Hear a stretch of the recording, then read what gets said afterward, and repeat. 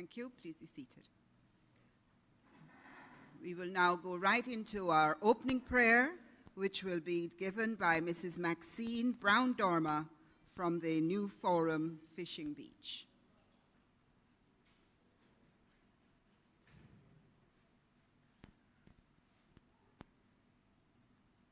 Thank you very much. Praise the Lord. Good morning, everyone. Praise the Lord. I'd like to take this opportunity to welcome each and everyone to this International Fisherman's Day.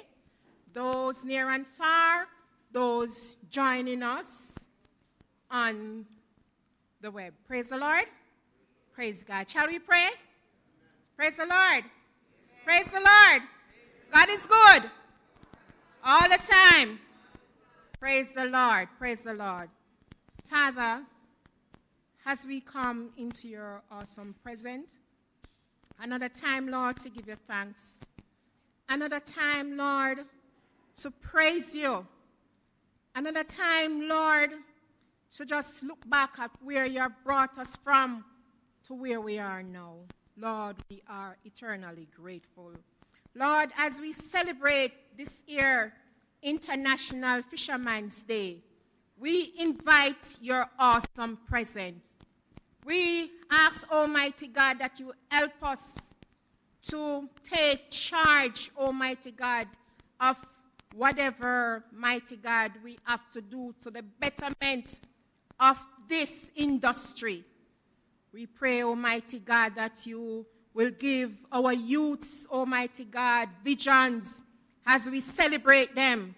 We pray, Almighty God, for new inspiration coming from our leaders, great and small.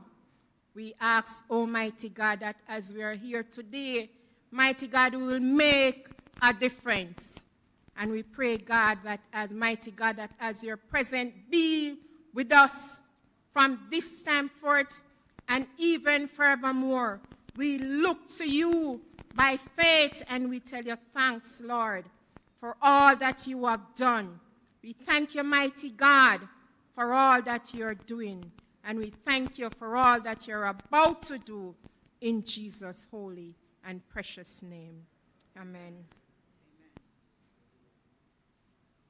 Thank you, Mrs. Brown-Dormer. Today is a day to celebrate. And we are celebrating all of the people involved in fishing. So before we go into the program, the best thing to do is to bid welcome. And the person to do that is none other than the indefatigable Miss Ingrid Parchment.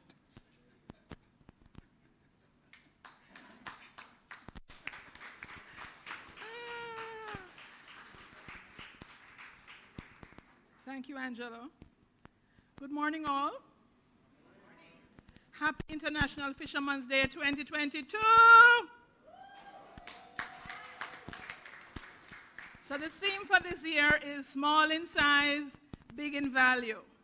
And so what we are recognizing there is that artisanal fishers are perhaps a small part of the overall economic sector in Jamaica, but we think their contribution is big, big, big in value. Big. On behalf of the International Fisherman's Day Planning Committee, which is made up of CCAM, National Fisheries Authority, Jamaica Fishermen's Cooperative Union, Portland Bight Fisheries Management Council, and Food for the Poor, I want to welcome you all here to the 23rd staging of the International Fisherman's Day celebrations.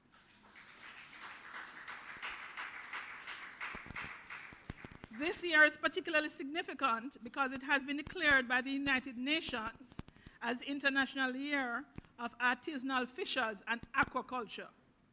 We recognize that we are still in a pandemic, so we limited the number of persons. Hopefully next year, we will be able to have more persons face-to-face, and we can get back up to our numbers of 250, 300. But I do recognize that there are persons who are at other sites. So I want to acknowledge the persons who are at the Montego Bay site and the aquaculture site, and those persons who are online. Welcome. I want to give special welcome and speeding journeys to Minister Frank Witter. I want to welcome Permanent Secretary Dermot Spence. Thank you for coming, Dermot.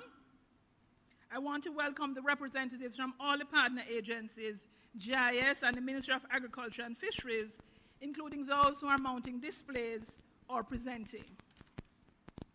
I want to welcome the students and teachers from Hayes Primary and Junior High. You see some little ones in the middle and they're going to be performing for us. Clap them now, clap them now. I want to welcome the fisher folks from all across Jamaica, from Moran Point to Negril, from St. Anne's Bay to Rocky Point, from Oracabessa to Salt River, all across Jamaica, whether you're online or in place, welcome. This is your day. We're here to celebrate your contribution.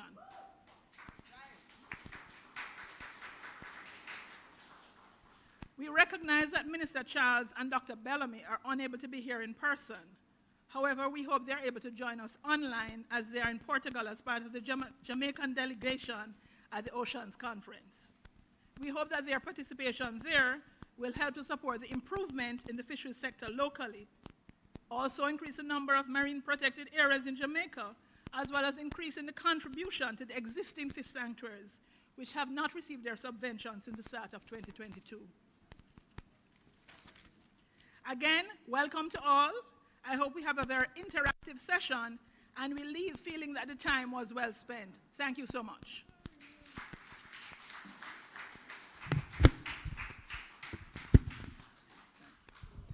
Thank you very much, Ms. Parchment. And with that spirited welcome, we hope that we can continue the rest of the program with that much energy and vibe. So we should now have a greeting from Dr. Gavin Bellamy from the National Fisheries Authority. As Ms. Parchment says, he is physically in Portugal at the moment. I don't know if my techie people have organized for him to join us virtually. Yes? No? If not, we could come back to him later. No. All right. Let us move on then to the greeting. Now, your program says, I'm sorry, I'm not hearing. No. All right. So we're going to go on. We have a greeting from Dr. Crispin Moreira, who is the country representative for the Food and Agricultural Organization.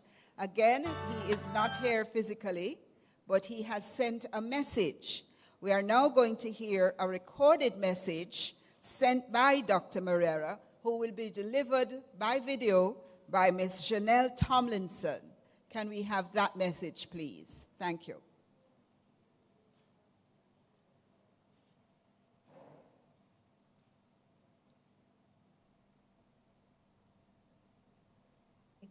Pleasure to bring greetings on behalf of the FAO representative for Jamaica, Dr. Crispin Moreira, and to join in Jamaica's celebration of International Fisherfolk Day. This year, we celebrate the International Year of Artisanal Fisheries and Aquaculture, a most fitting year to recognize the contribution of our fishers, fish workers, and fish farmers, our food heroes at sea, who contribute to our nation's food security and the country's economy. It is an important day to examine the ways in which we can strengthen the fisheries industry by investing in its core workers. Fishing remains one of the most dangerous livelihoods in the food and agricultural sector in Jamaica. This is further compounded by the fact that fisherfolk and their families, particularly in small island developing states like Jamaica, are some of the most vulnerable to environmental degradation, shocks, disasters, and climate change. Sometimes, these events cause many fishers and fishing communities to be displaced or cause casualties. These impacts disrupt families, livelihoods, production, and ultimately food security and growth. Furthermore, we have seen how climate change has contributed to reduction in the production of our fishers. In a recent assessment of Jamaica's food systems conducted by FAO and the Ministry of Agriculture and Fisheries, It was noted that fishers from some communities had to venture further out to sea due to the damages caused by storm surges. This, ladies and gentlemen, is the reality of our fisher folk, especially our small-scale fishers. Understanding these and other challenges, globally, FAO has developed a roadmap called the Blue Transformation, geared at the transformation of aquatic food systems to sustainably feed the world's growing population into the future. This is supported by other efforts to grow the blue economy in a way that keeps its workers at the heart of the process. In Jamaica, plans are underway to build the capacity and resilience of fishers and communities in Rocky Point with the hope of scaling up to other communities. These initiatives are being driven by FAO, UNDP, and RADA. Today, FAO will also launch its 2022 State of the World Fisheries and Aquaculture Report, a critical reference for governments, policymakers, academics, civil society, and all actors working in the fisheries and aquaculture sector.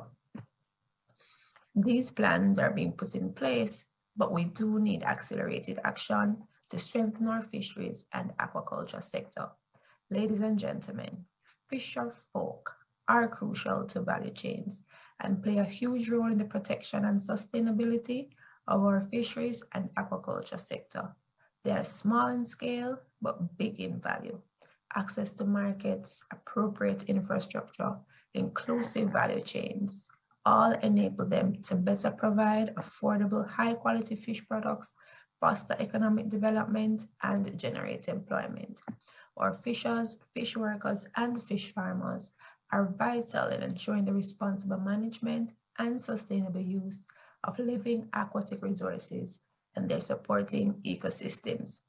By ensuring that they have decent working and living conditions, they can have more secure livelihoods and maintain their social, physical, and cultural well-being and enjoy a better life.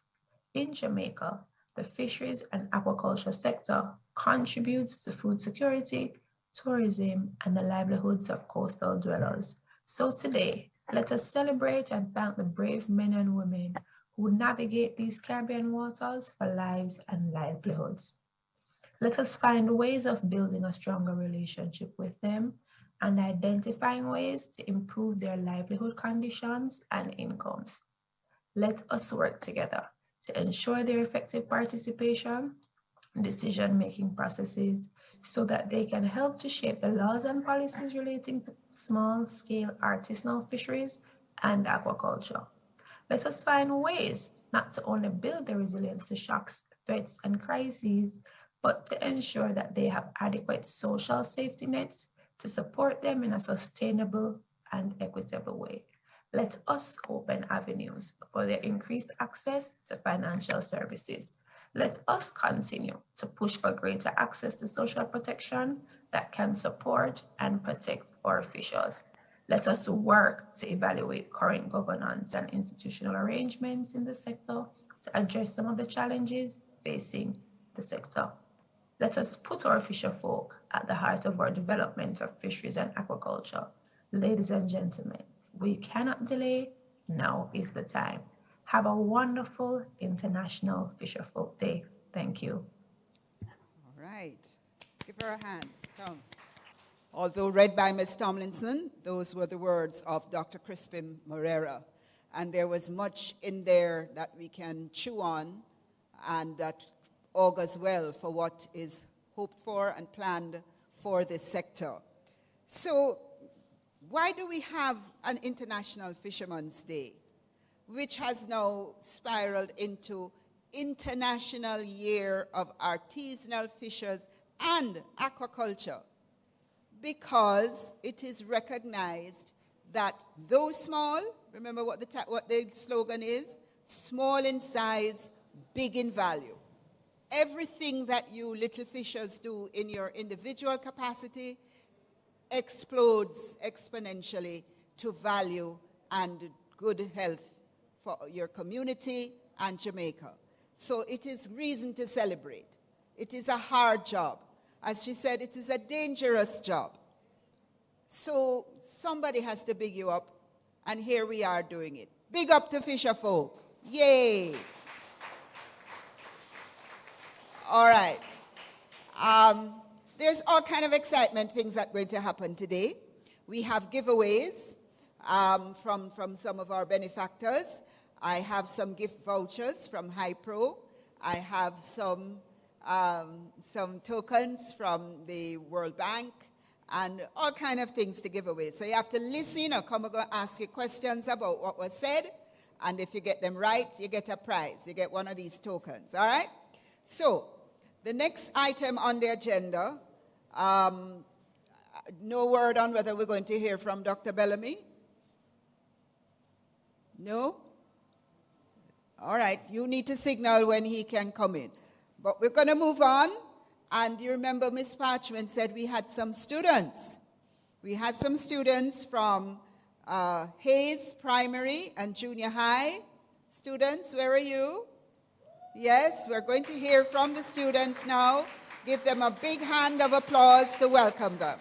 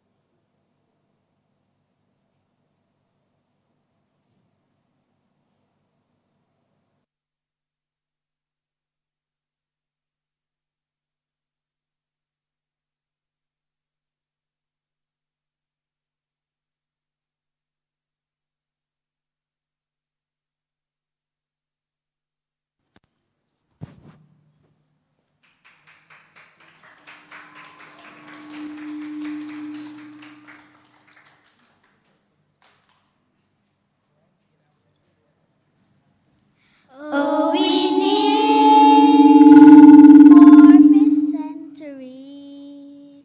Oh, we need more fish century. Oh, conservation. Oh, conservation. No more overfishing. No more overfishing. You need to protect fish habitat. We tired fear hide from fishing nets. I just say I did my brother lose him life. The one lion feet just take him out. Oh, we need more fish century. Oh, we need more fish century. Oh, conservation. Oh, conservation. No more overfishing. No more overfishing. Take care of no mess. We're tired of the stress. No coral reef, no place we hide. We're small in size but big in value. Make we grow, make we multiply. Oh, we need more fish century. Oh, we need more fish century. Oh, conservation. Oh, conservation. No more overfishing. No more overfishing. Small in size but big in value.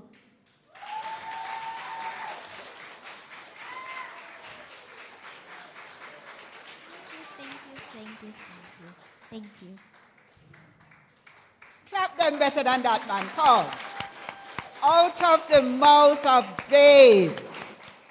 Wow.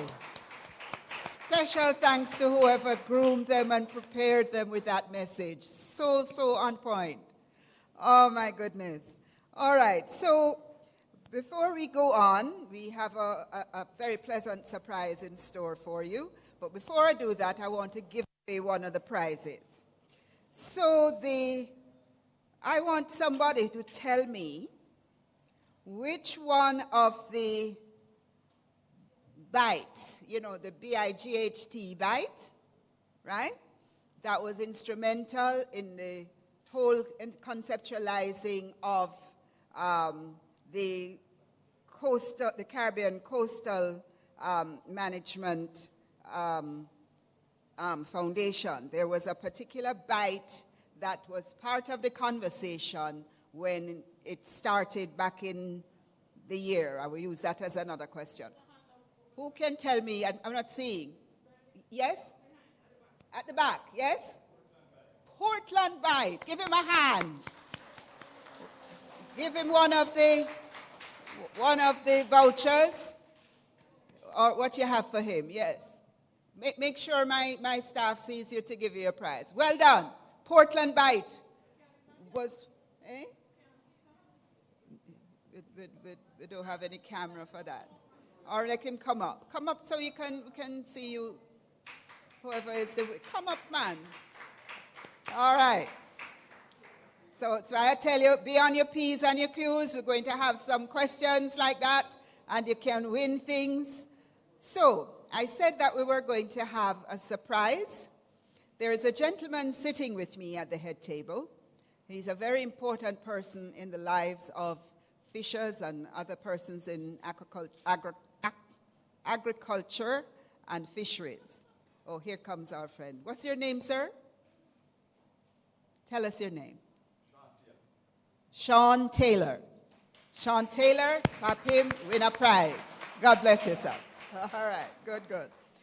Right, so it is my very pleasant duty to welcome to the podium our permanent secretary, Mr. Dermot Spence. He is the permanent secretary in the Ministry of Agriculture and Fisheries, and Mr. Spence is not on the he's not on the program, but he's here because he considers this an important way to spend some of the time of his day, and he has a few words for us. Mr. Spence.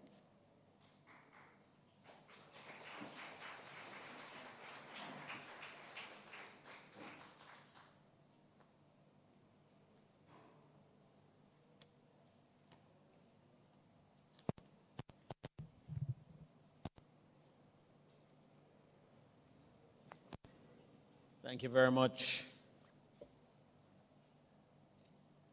Mrs. Angela Pattison, our Senior Director for Corporate Services at the NFA. Yeah, although she's up here as Master of Ceremonies, that's her substantive title and position within the fisheries business. So in her capacity of Master of Ceremony, I think she has been doing a fantastic job so far. Yeah.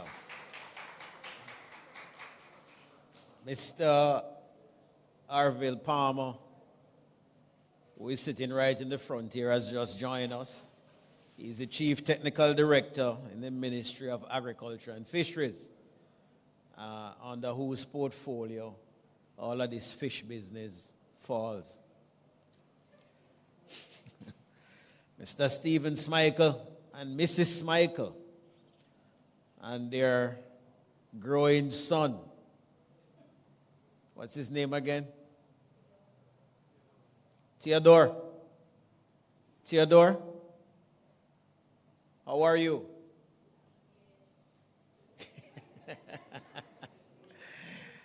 I haven't seen you in a little while, so I suspect we can catch up and have a little conversation. I bet he doesn't remember me. But it's good to see you both, Smichaels. Both are directors within the NFA, one for marine and one for Aquaculture. Basically, the left and right hand of Dr. Bellamy, who is the Chief Executive Director, who is not here this morning. Along with the minister, he's in Portugal, dealing with what? Fisheries business.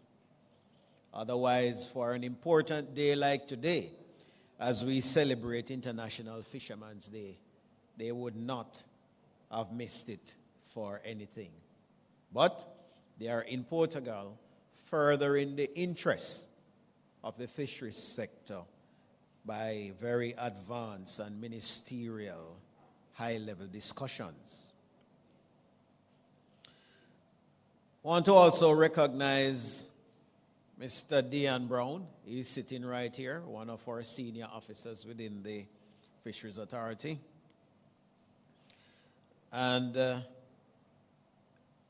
I'm not sure if Miss Henry, Ione Henry, from the Jamaica Fisherman's Corps, she's here?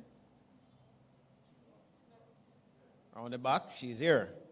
I want to recognize her presence here today. And of course, Mr. Sean Taylor, very well-known gentleman within the fisheries sector, I'd step forward. Is he still the chairman of the Jamaica Fishermen's Corps? Oh, so you are what now, Sean?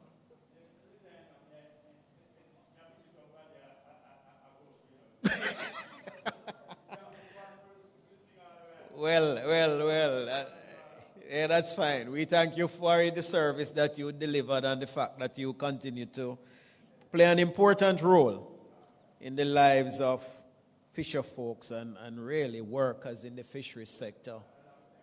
Yes, and the contributors to the sector. We also want to recognize the teachers and the students who have just performed from the Hayes primary and junior high. They still twin them. That's what I see here. But it's very important that we recognize and orient them to the business of fishing. And of course, most importantly, our fishers, our fish farmers, our fish industry workers, the people who sells fish for us, who supplies us, who ensure that distribution takes place, who participate in the entire value chain to ensure that this very delicate product is received in good condition for consumption. Last night I was up in Manor Park. I went to a fish restaurant. I have 2 of the fried ones in my fridge, and I had a steamed fish. It's always good. Jamaicans love to have an entire fish on their plate. And other specially invited guests who I perhaps have not recognized in my introductions, I want to welcome you on behalf of the Ministry of Agriculture and Fisheries and the NFA, and members of the media who are up here snapping away and trying to make stories of what we do. We can't do without them because they help us in carrying the message forward. Of course, social media is there now too, so people just use their smartphone and get some news out there. But the media people are able to do it in a very professional, a very organized, and give good context to how we deliver what we do. I hope I would have captured everybody, including the partners who are working with us to ensure that today is being celebrated as it is. I'm not wearing my glasses, and I'm challenged accordingly. But there's food for the poor. There is the FAO, and that's why we have a message. And there's fishing for wealth and sustainability. Which group is that? There's a logo here. Huh? Okay. And there's the other one, which is this one. CCAM. All right? So I want to recognize all those contributing partners. Now, while I was sitting there you perhaps would have noticed myself and Miss Parchment having a little chit-chat. And one of the questions I asked her was, what do they mean by small in size? You know, what do they mean by small in size? Well, as she came to the podium and explained, that was the explanation that she gave to me. But you know, while she was explaining, I was thinking about it and I kind of begged to differ. Well, maybe that's how the team is, and it's recognized the fact that it's dealing with artisanal, as she explained. But I despite its contribution to GDP being small, I didn't really fathom nor see it this way, that the artisanal fisheries sector is small in size, because it is, and it makes up the majority of the fish and nutrition from the blue economy supply system in Jamaica. We're talking about over 200,000. Yes, operating within this space. And according to the FAO, some 492 million people whose lives are centered around all of this business of what we are calling artisanal fisheries. To a certain extent, then, it is so impactful that to view it as small, you really would be fooling yourself. So even though you are saying, you know, based on the team, small in scale, it is big in value, but more so the impact that it has had over the years. So many persons, so many people depend on it. So as we encourage you today in recognition of the contribution that you all have made to this sector, we are saying that the ministry and the NFA have been revamped, have been restructured and reorganized, are also restructuring and revamping and reorganizing the programs that we aim to deliver in support of fisherfolk. And fisherfolk covers it all. We are strengthening our approach in terms of extension support.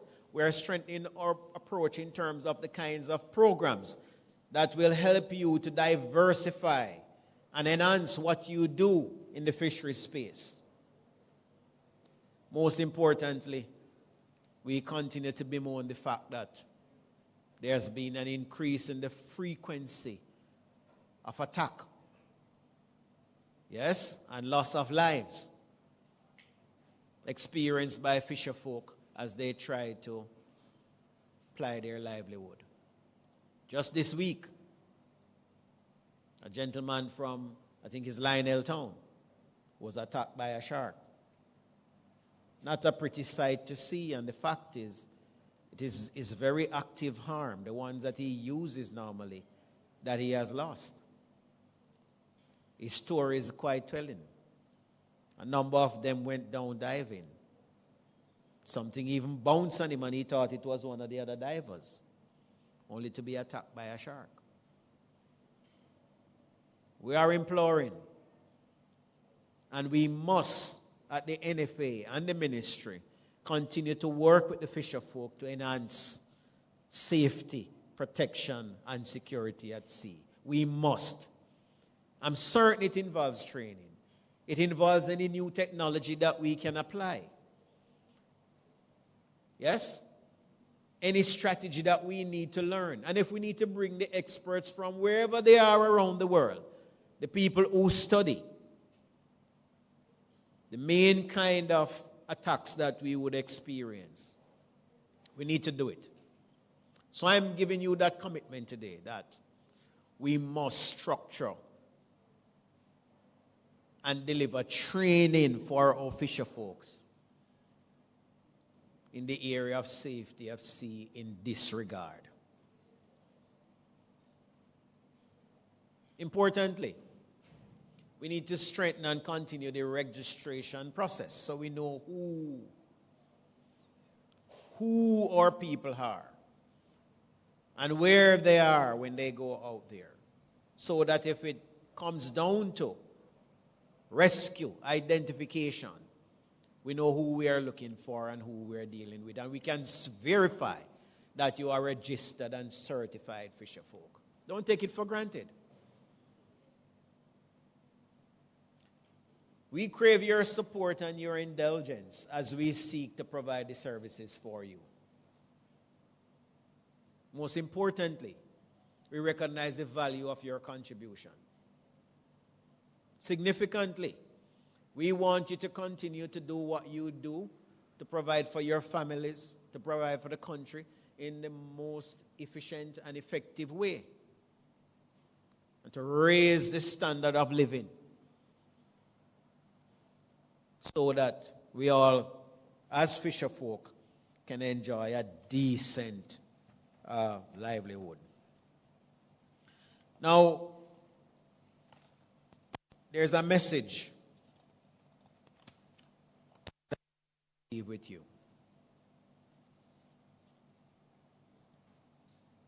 We have gone through great lengths to get insurance companies to come on board. And the last time I checked, I was really not satisfied with the uptake of the plan by fisher folks. I'm appealing to you because you can see now, in times like these, how relevant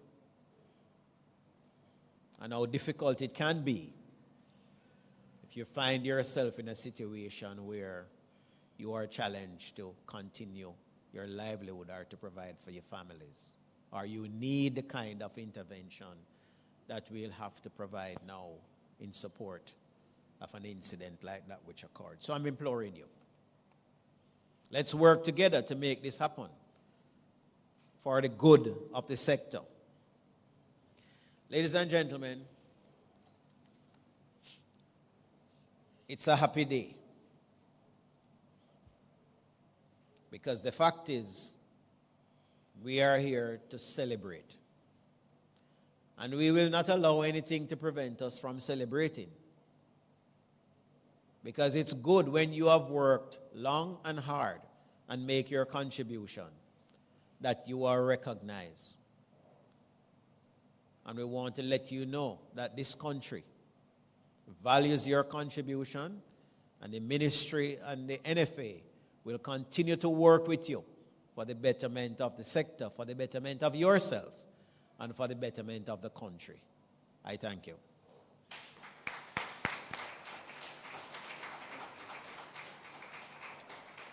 Thank you. Come and do a little bit better than that, man. Come. Yes, that is it.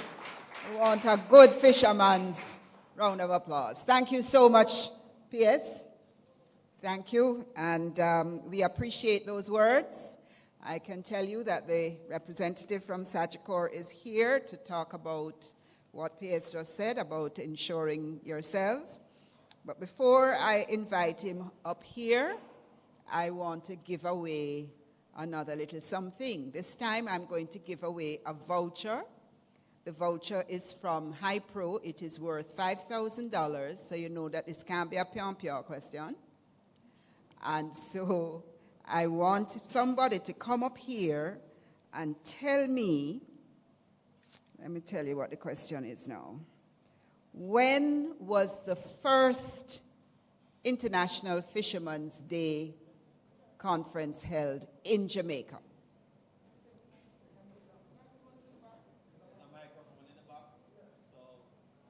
All right, find a microphone. When was the first International Fisherman's Day conference held in Jamaica? No, you just answered a while ago. Oh, you sure? Oh, all right. Find a mic and come tell us.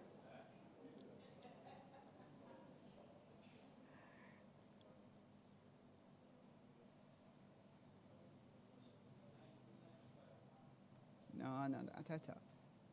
Turn on the mic. Can somebody turn the mic? There you go. Yes, say that again. 1995. No, on the 1995 at all. Next one. No, on that. 1999. Tell you what, if you're going to answer, go to the mic for me. 1999. 1999. 99. That is the right answer, Miss Ingrid? All right. Go and give the man his voucher. All right, well done. Yes, 1990. And if you were listening carefully, you know, because she said this is the 23rd year. Aye. So that's why I'm saying, with what I have to give away, you have to listen. We're not going to ask you anything that you're not hearing about. So you have to listen carefully. Pay attention. All right, so we're moving along. I'm not sure if Minister will turn up. So the question and answer session, he will? He will turn up. All right, so we will wait. We will see Minister when we see Minister. All right? So the question and answer session that you have on the program at this time was in anticipation of him being here, so we could have asked him some questions. So we hold that until later, okay? All right, so the next thing we're going to have now is a presentation from the Sagicor representative, who I believe is here. Where's the Sagicor rep? Yes? All right, so could you come up here, sir, and let us hear from you and hear what you have to tell the good people.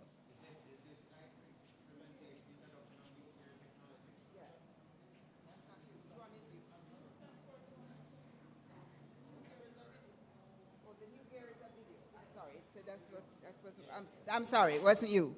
All right, so it's the video presentation.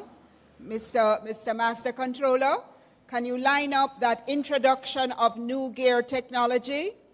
That is the one for now. It says Sagicor on the program, but it wasn't him.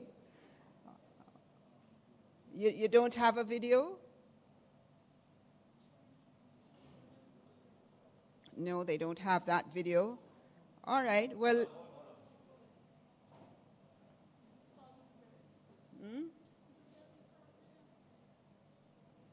So where's the video? All right, while they sort that out, let me give away something else. All right, so now we have done, okay, so here's another question. My runners with the prize, line up another prize. Give me 2 activities that have happened in previous International Fisherman's Day celebration. 2 activities. Just go to the mic if you know. 2 activities that have happened in International Fisherman's Day celebrations in the past. So if you know, come now. Go on, thing. You know, we have all kind of things that we do. Today, it happens to be a conference in a closed space, but we have done other things. Nobody knows? Look like I forgot up this to a $5,000 question. Tell me 2 activities that have happened in past International Fisherman's Day activities. Yes? I'm not hearing you. Turn on the mic so we can hear her, please. Not hearing you. Regatta, is that what you said? Yeah, regatta and a conference. Yes. Yes. Woo. Give her our $5,000 voucher.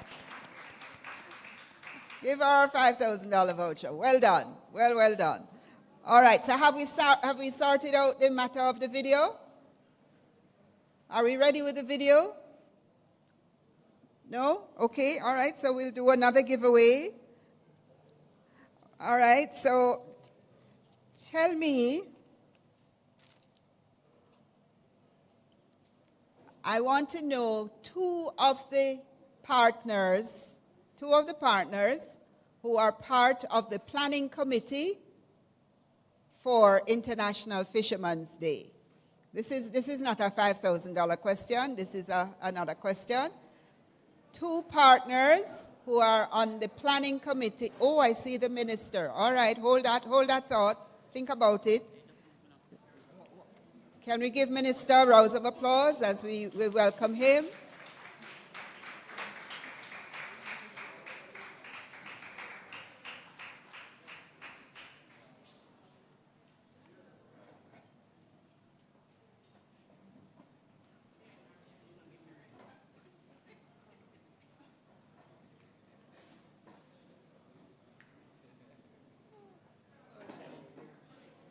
Welcome, welcome, Minister.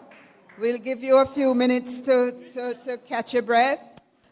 So yes, I was asking who are two partners who are part of the planning committee. If you have an answer, come to the mic. Yes. MFA and CCAM.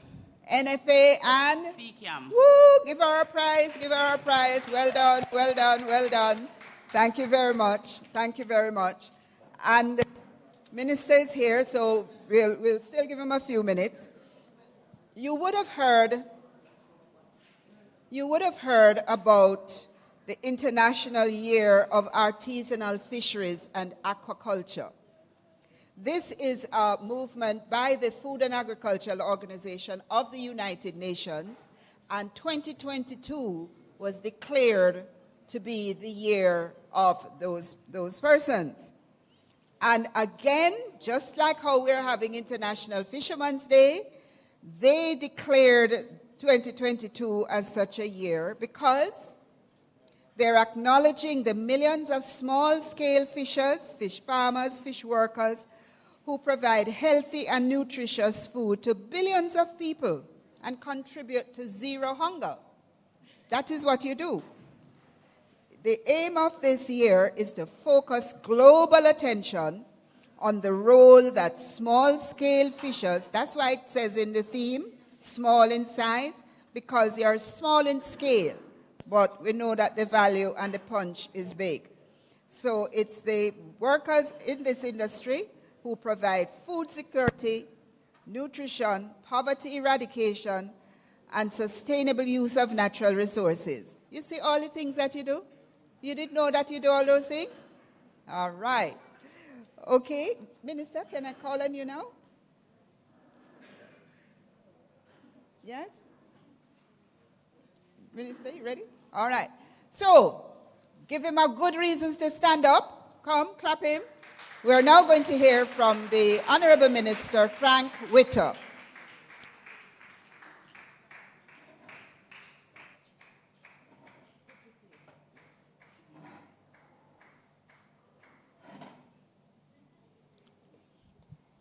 Thank you very much, Madam Chair. I just want to apologize for my lateness. I was late anyhow, but when I got into Hayes, I was trying to find the location, and somebody sent me into a lane. So I was there driving around, going around and around and around until I find the location. I know Hayes very well, but just on the main streets. So I didn't know that this location was on the main, so I was looking to going into the deeper part of the community. But nonetheless, I want to thank God for journeying mercy to get all of us here safely.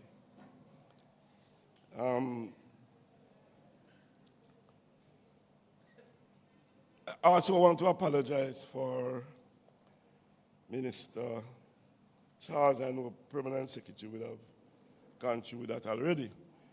I know this is his constituency, and therefore he would have loved to be here, I know, but he's not in the island now, so I'll be fitting in for your minister and your member of parliament. Members of the head table, members of the fishing community, officers from the Ministry of Agriculture and Fisheries, other agencies, media representatives who are here. Ladies and gentlemen, good morning. Just want to say how happy I am to be sharing in this exercise here today, the recognition of International Fisherman's Day. And just to say that I think this is a very special day for fisher folks, and as we celebrate, I'm looking forward to greater things from here on. I'm very pleased to address you today on another International Fisherman's Day to recognize and celebrate the invaluable contribution that our fishers and the fish farmers are making to nation building. Indeed, you are a very important part of the agricultural and fisheries sector, and I am very pleased to be celebrating with you today. Fisheries is one of the main economic activities in most rural coastal areas. This is a very important economic activity in most of the coastal communities across the length and breadth of Jamaica, and indeed, the same can be said for most countries around the world.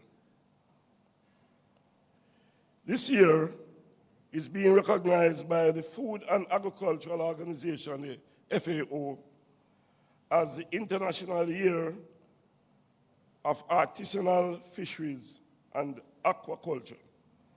This is intended rather to highlight the importance of small-scale fishers, fish farmers, and fish vendors to the fisheries sector in providing nutrition and food security to the nations and the world. As Minister with the responsibility for fisheries,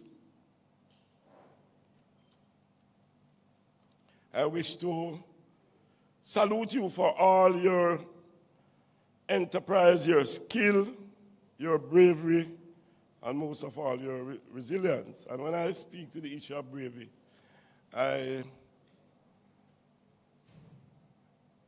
while I was growing up, and I single out bravery because I always believe that persons who are involved in fishing, especially those who go on those small boats in the open waters, I always tell myself, growing up, that I would never enter that profession. Never. I always say that. And I remember going to the fishing community in Alligator Pond. I live close to Alligator Pond with my mother. And in those days, I used to say to my mother, I don't think we should ask the fishers, what is the price and cost of the fish? Because when I see that little boat in that water coming, and we sit here and we wait, I say I would never go out there. So whatever the cost is, we should pay. That is how I think about the bravery of our fishers in Jamaica. This year is particularly important as we are currently emerging from the impact of COVID-19 pandemic, which is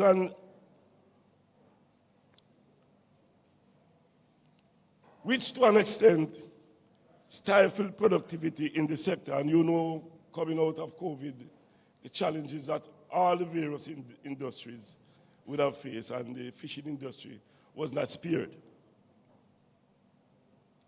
Ladies and gentlemen, it is very, very admirable to note that throughout this COVID-19 pandemic, fishers have proven their resilience by risking their lives to continue to provide food for the nation and for their families.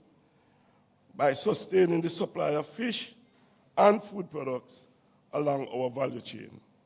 I wish to assure you that the ministry values very much the contribution of the fisheries sector to the national economy, and it is our aim to diversify and increase the contribution of the fisheries sector to agricultural GDP. In order to achieve this, we have invested in programs that will support the social and economic aspect of the sector, as well as sustain fisheries and aquaculture resources.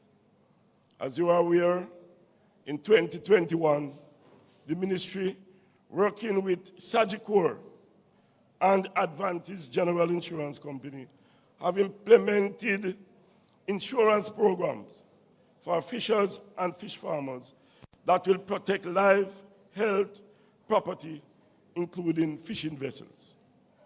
This is the first of its kind in Jamaica. Sagicor has reopened its intake for the health and life insurance program, and this will be closed in July 2022. So I'm imploring you as fisher folks to grasp the opportunity and make sure that you get access to these offerings in terms of making sure that you're insured. I wish to urge you to make sure that you access the opportunities that are being offered. The ministry is intent on improving occupational safety and health in the fisheries sector. Training in safety at sea will be done through Caribbean Maritime University. 35 young fishers will benefit island-wide. Beneficiaries will be trained in navigation, small boat handling, and will receive life jacket, GPS compass, and certification at the end of the training. 12 additional young fishers will benefit from training in safe scuba diving practices through the University of the West Indies. The beneficiaries will be trained at PADI Open Waters and will receive dive watch and certification at the end of the training. Furthermore, workers in the sector will be assisted in the transition from informality to formality through a training of the trainers program in small business and occupational safety and health for fishers and fish farmers. This will be done in collaboration with the Heart Trust NTA and the International Labour Organization. As we broaden the opportunities in the sector, the ministry is supporting a fisheries production incentive program that will finance the development of new and underutilized fisheries and aquaculture resources. For example, 2 fishing community groups, one in Green Island, Hanover, and the other in Savlamar, Westmoreland. And that is where we begin, and this will be extended across the entire fishing communities in Jamaica. These communities will receive support to develop and expand oyster farming in their respective communities. The production incentive program and other projects, such as the ongoing World Bank-funded pilot project for climate resilience, will also support alternative livelihoods in sea mass production and the fishing offshore for larger pelagic fishes such as tunas. Also, the ministry is seeking to expand opportunities in aquaculture through facilitating diversification of the sector, strengthening extension services, and working with stakeholders to solve some of the critical issues that have affected the growth of the sector. In closing, ladies and gentlemen, I wish to thank the National Fisheries Authority, the Caribbean Coastal Area Management Foundation, the Jamaica Fishermen's Cooperative Union, and Food for the Poor, who since 2009 have been planning and coordinating this International Fisher's Day celebration. I thank them and their hard work in ensuring that the vital and invaluable contribution of our fishers and fish farmers to the social and economic well-being of Jamaica is fully appreciated and recognized. I want to thank you for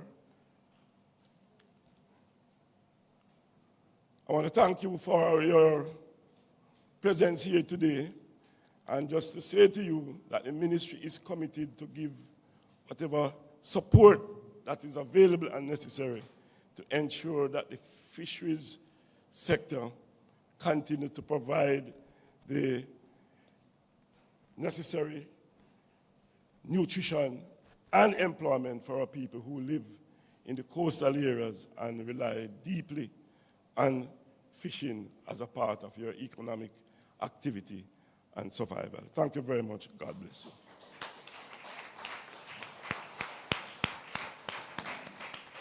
Thank you very much, Minister. All right, so I know you have many questions for the Minister. We're going to take a few. You can take some questions. If you're going to ask a question, would you please go to the mic at the back of the room? Mr. Technical Operator, if you could bring one of the mics up here so that Minister can respond. Yes. So Minister said a lot of things that are of import. I certainly heard a lot of things that are interesting and important. So please go to the microphone with your question, and the Minister is here. Make sure you make a response, you get your question in. Although he said that Minister Charles is overseas, you should know that Minister Witter is the minister responsible for fisheries. So this is the right man. Make sure you come and ask your questions. Now is the time. Don't miss an opportunity to get your question in and a response from the horse's mouth, so to speak. Yes, sir. Please go ahead. Good day, everyone. Good day. Good day, everyone. Yeah. Mr. Mitchell here from Ons Bay Fishing Village and the new Causeway Fishing Complex. I am also the president of the Ons Bay Fisher Folks Benevolent Society. Sir, Mr. Minister, you say in your speech that you will do anything it takes to enable the fisher folks, artisanal fisher folks, to transform themselves, right? And I hear said you was at a beach and you saw that little boat coming and blah, blah, blah. And you wouldn't go out there and you pay any amount of money for the fish. My question to you now, sir, about the small fisher folks, that when the big conglomerate come in to build their hotels and do their businesses, why the little fisher folks have to be squeezed one side or pushed in some alligator mode? Why we can't diversify against the big man who have the bunch of money? Them have to take away and should be one side, and when the tourist dollar, the greenback come for spend, we can't inherit some of it. Why, sir? We need the reduction of beaches to stop. Because I heard about the reduction of beaches, and when they are reducing the beaches, they are taking the artisanal fisher folks from the natural resource, like the natural sea sand that clean the nails and keep the foot smooth, and then push them in some little muddy place, just like they did to us. I am talking of experience, and leave the big conglomerate to do as they like. We need them thing here to stop. All right. We need them thing here really to stop. And fisher folks, I'm imploring to you, when you see you have a little beach, and the man with them big money come. We have to diversify. We have to live together. Just like Kingston Freeport Terminal Links, KFTL said, we have to coexist. All right, give Minister a chance to answer now. If there's no coexistence, we don't think them a help with. Right? It don't mean help with talk, it need with resource. And when I say resource, not just monetary resource, we mean the natural resource. We must inherit the same land that the Spanish man built him hotel pan, that the Stuart built his hotel on. We're supposed to coexist together, right? As long as we are doing the right thing, which is fishing, of course. All right, sir, thank you. Thank you very much, Mr. Mitchell. Thank you very much, Mr. Mitchell, for your observation and concern. As was mentioned in my presentation, we are seeking to provide the necessary leadership and to provide you with training so you can adapt to the issue of climate change, which would have been a great impact on the fishing villages.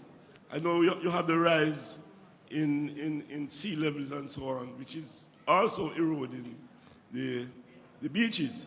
So in terms of the ministry's ability to ensure that you exist, as you know, when there's development along the beaches and coastline in terms of hotels and so on, those decisions are really made by the National Environmental and Planning Agency, who normally would do the assessment in terms of whether these areas are suitable for hotels and so on. But our intention really is to make sure that we give you the necessary training, the necessary support that you can adapt to any changes that might occur in terms of your own existence along your areas that you would have do your fishing. So we are here to give you the support. What you need to do is to make representation to the Ministry of Agriculture and Fisheries as it relates to any concern you have. And then we will bring in the technical person from the ministry to look at your concern and make sure that we protect you and protect your livelihood. All right, thank you, Minister. Next question, yes? Yes, as a member of the Jamaica Fishermen's Cooperative Environmental and Climate Change Committee, we are on a tree planting exercise, and which, in line with government 2030 plan, we are asking the minister, how can he assist us in going forward in this venture? And the other one is, we have been asking government for years about the consumption tax that have been put onto gasoline that was put there to help with the rebuilding of roads and things like that. But fishermen don't really have no road out to sea if we road them always bad. And the next thing is that with the removal of from fertilizer, you bring down the price for the fertilizer, and this crisis that we are having now to buy the fishing gas to go to sea, we are asking if it is possible for you to look in that direction and see how you can remove that consumption tax, that the fisherman can get a little ease, and and those that purchase the fish also. Thank you very much. Sean Taylor, the name.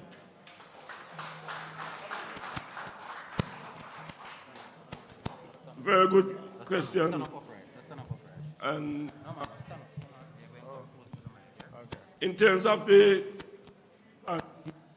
that the ministry has a project now, ongoing project where you can access trees from RADA. So if you visit RADA office in respect.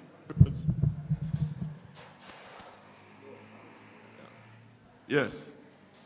You can rather with the RADA office because so if you visit your RADA office in your respective areas, you can get support in terms of the tree planting program. The trees are available. You just need to put in your request and you will be able to get some support there. In terms of the cost of fuel for the fishers, this is something that I'm really sympathetic to the fishers. And I know that the government would have given some support to the taxi operators, some relief in terms of a one-off cash payment to taxi operators to cushion some of the costs of the gas. And I've been preparing myself to.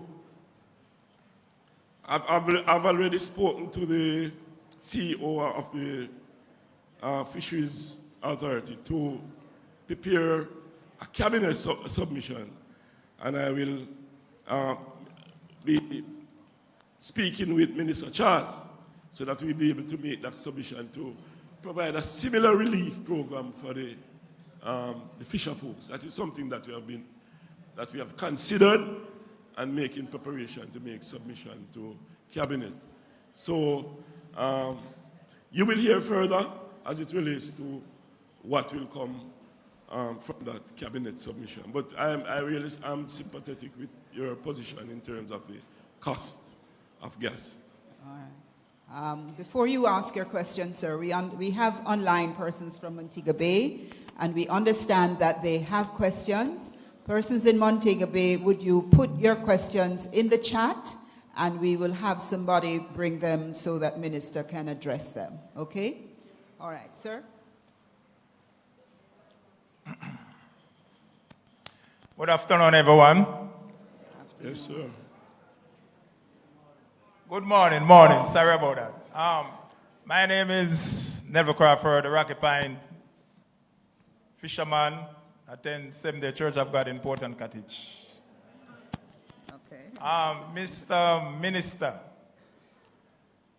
I sit the other day and I listen over the TV, and I hear the minister speaking on about 18% tax come off of fertilizer. And I don't hear Unu speaking about taking off the consumption tax off of the gas, fisherman gas. And what I'm saying, you see, come up here and sit and speak. Pretty argument and pretty talk don't take. It don't take. I don't bite that. Because it's long time we hearing about pretty this and pretty that. We're not going to do for fisherman and this and that. And I don't see anything turn up. This gas business went fly green. Just come as Minister of Agriculture.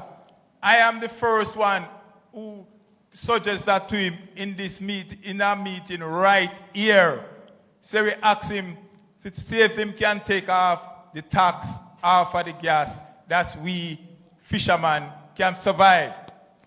When you look at one roll of wire move from 16,500 to 23,000, 25,000 and 30,000, how can fishermen survive in this gas crisis? Speaking about insurance, how can we pay insurance in this gas? If me I go to see right now, I'm going to have $60,000 to buy gas, will never move. Look at ice. You have to buy 5 or 6 blocks of ice to carry and see if you do 4, 5, 6 days out there. When you load in a boat to go to sea, you know how much money that it costs to go out there? And the gas. We're not seeing you do anything to fishermen. All me going to see you just sit down in an office and talk pretty this and pretty that. And me don't see who not do anything to the fisherman. Who just sit back and drink and eat drink on champagne and eat on the big food. And fisherman have to sit back, so all you know I'm going to know if you do, just come in and pressure fisherman. Put on more pressure on fisherman. The other day, I have a couple of them in a meeting. You know how to move the lobster from 3 months to 5 months. I don't know if any of the fishermen ever know about it. From 3 months to 5 months, they want to put it up. We are September. How can we survive? You don't need to stop with the pretty talk, man. You don't need to come up with something. We want to see action. We don't want to see no argument. Too much argument. Not going anywhere. You understand? We don't no argument now. I'm going to sit down there and promise on this. I don't say we don't want to pay insurance. You know. We want to pay the insurance. We want to pay the insurance. But when we spend money and go to say you make $100,000 or $200,000, and you have to draw $100,000 out of for gas and you have to pay man. How can you pay insurance? How can you feed your family? How can you wear clothes? How can you pay light bill? How can you pay water rate? Every month you not get no salary, so when we sit down and do everything and talk as you like, you not get all free travel allowance. You not get all of something, so when we sit down and talk anything round table. All right. Thank you, Mr. Crawford. That is my few words to you, sir. All right. Thank you, sir.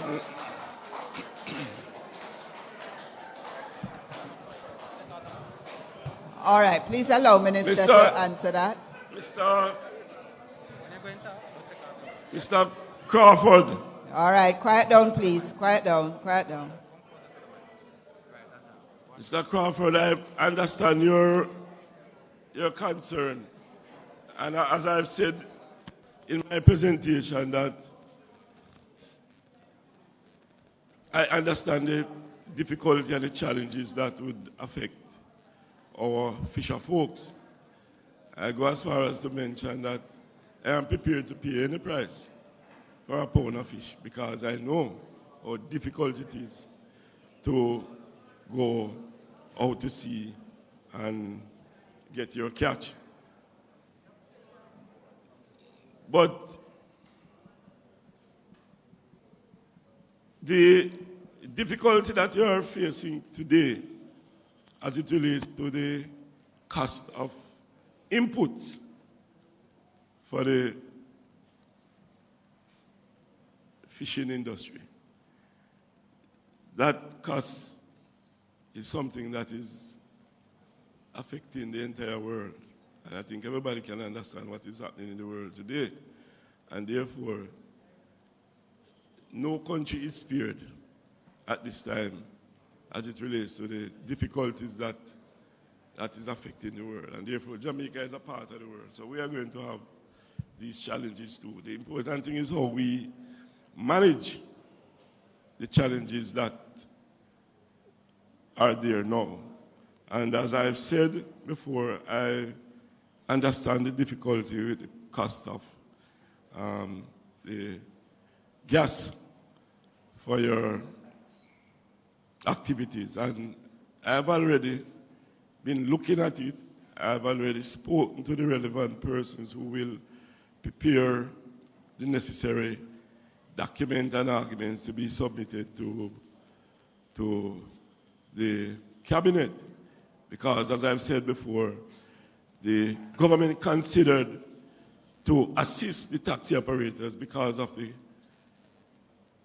our recognizing the challenges that the taxi men face. And I believe that the same thing should be applied to the fisher folks. So as minister with that responsibility, I can tell you that I will be making sure that I make that submission and convince the cabinet to give some assistance to our officials in that regard.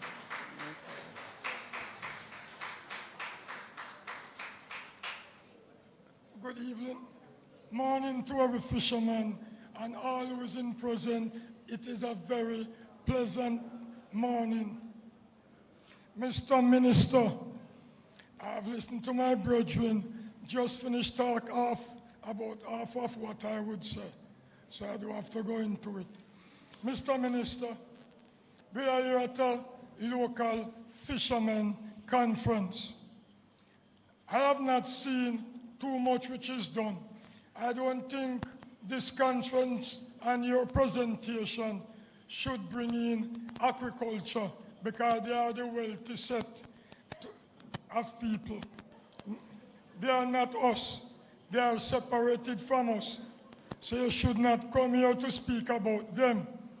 You're supposed to speak about us. Mr. Minister, I have gone through all the ministers from the 80s, 70s, late 80s come up. And I yet to see one of you really take fishermen at heart. I have made several complaints many years straight, and this year may be the last time I'm saying, because I'm getting on in age, and I take a young, bright fisherman with me to begin to learn and to see what's going on to take over. Mr. Minister, I'm speaking to you direct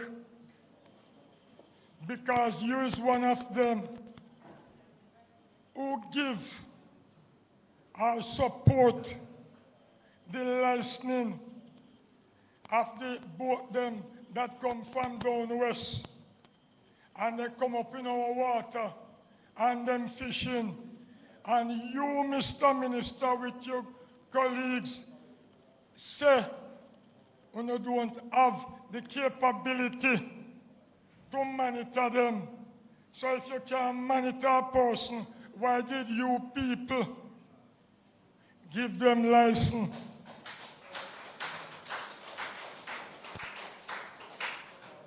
Mr. Minister, it has been many years. I, Dennis Compton Campbell, struggle in fishing. I love it, and I still love it, and I will never go against it. It make me pick them go university. It make me daughter a big-time politician like you people too. But as I am saying to you, I have been making application, I have been saying things about the destruction of the reef. I talk to Mr. Khan, I talk to Mr. Khan not around anymore. May he rest in happiness. Mr. Minister, nobody cares about the marine corals that have been ripped apart by people who are using all them iron and crankshaft and chain, ripping down the reef when them set them net around the reef, mash up the reef to get a few fish. Tomorrow the fish them not do that because them man have to sleep now feed and they move. None of you from the 80s until now have been calling on it. Do nothing about it. More than you set of people come here to make pretty talk. I am not here, Mr. Minister, to listen to pretty talk. I want to see action. All right, sir. Thank you, Mr. Campbell. Mr. Minister, I am saying this to you. I may don't have all the head, but I have who have the head. And if you not do something about it, may I tell you straight, Mr. Minister, may I go lick you so hard in your ribs that you think I will heavyweight boxer or punch you. And while I say that to you, Mr. Minister, I am not making any bluff. If you doubt me, go to the university and ask Dr. Carl Akins about me. And you will know if we not do something shortly, I go report Jamaica and the minister to the international community. I, Dennis Compton Campbell, challenge you on that. do something about it. If we not do something, me I got and about this degradation of the reef, the seagrass, everything.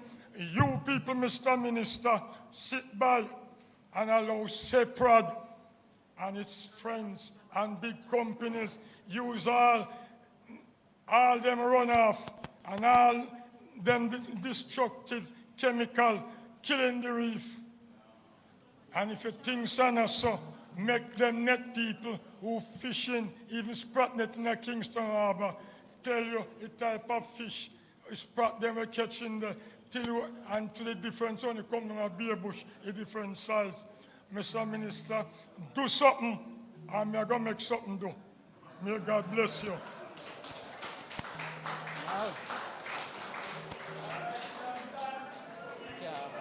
All right, Mr. Campbell.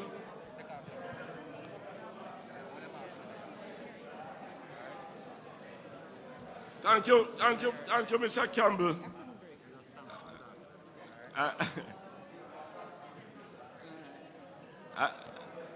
I don't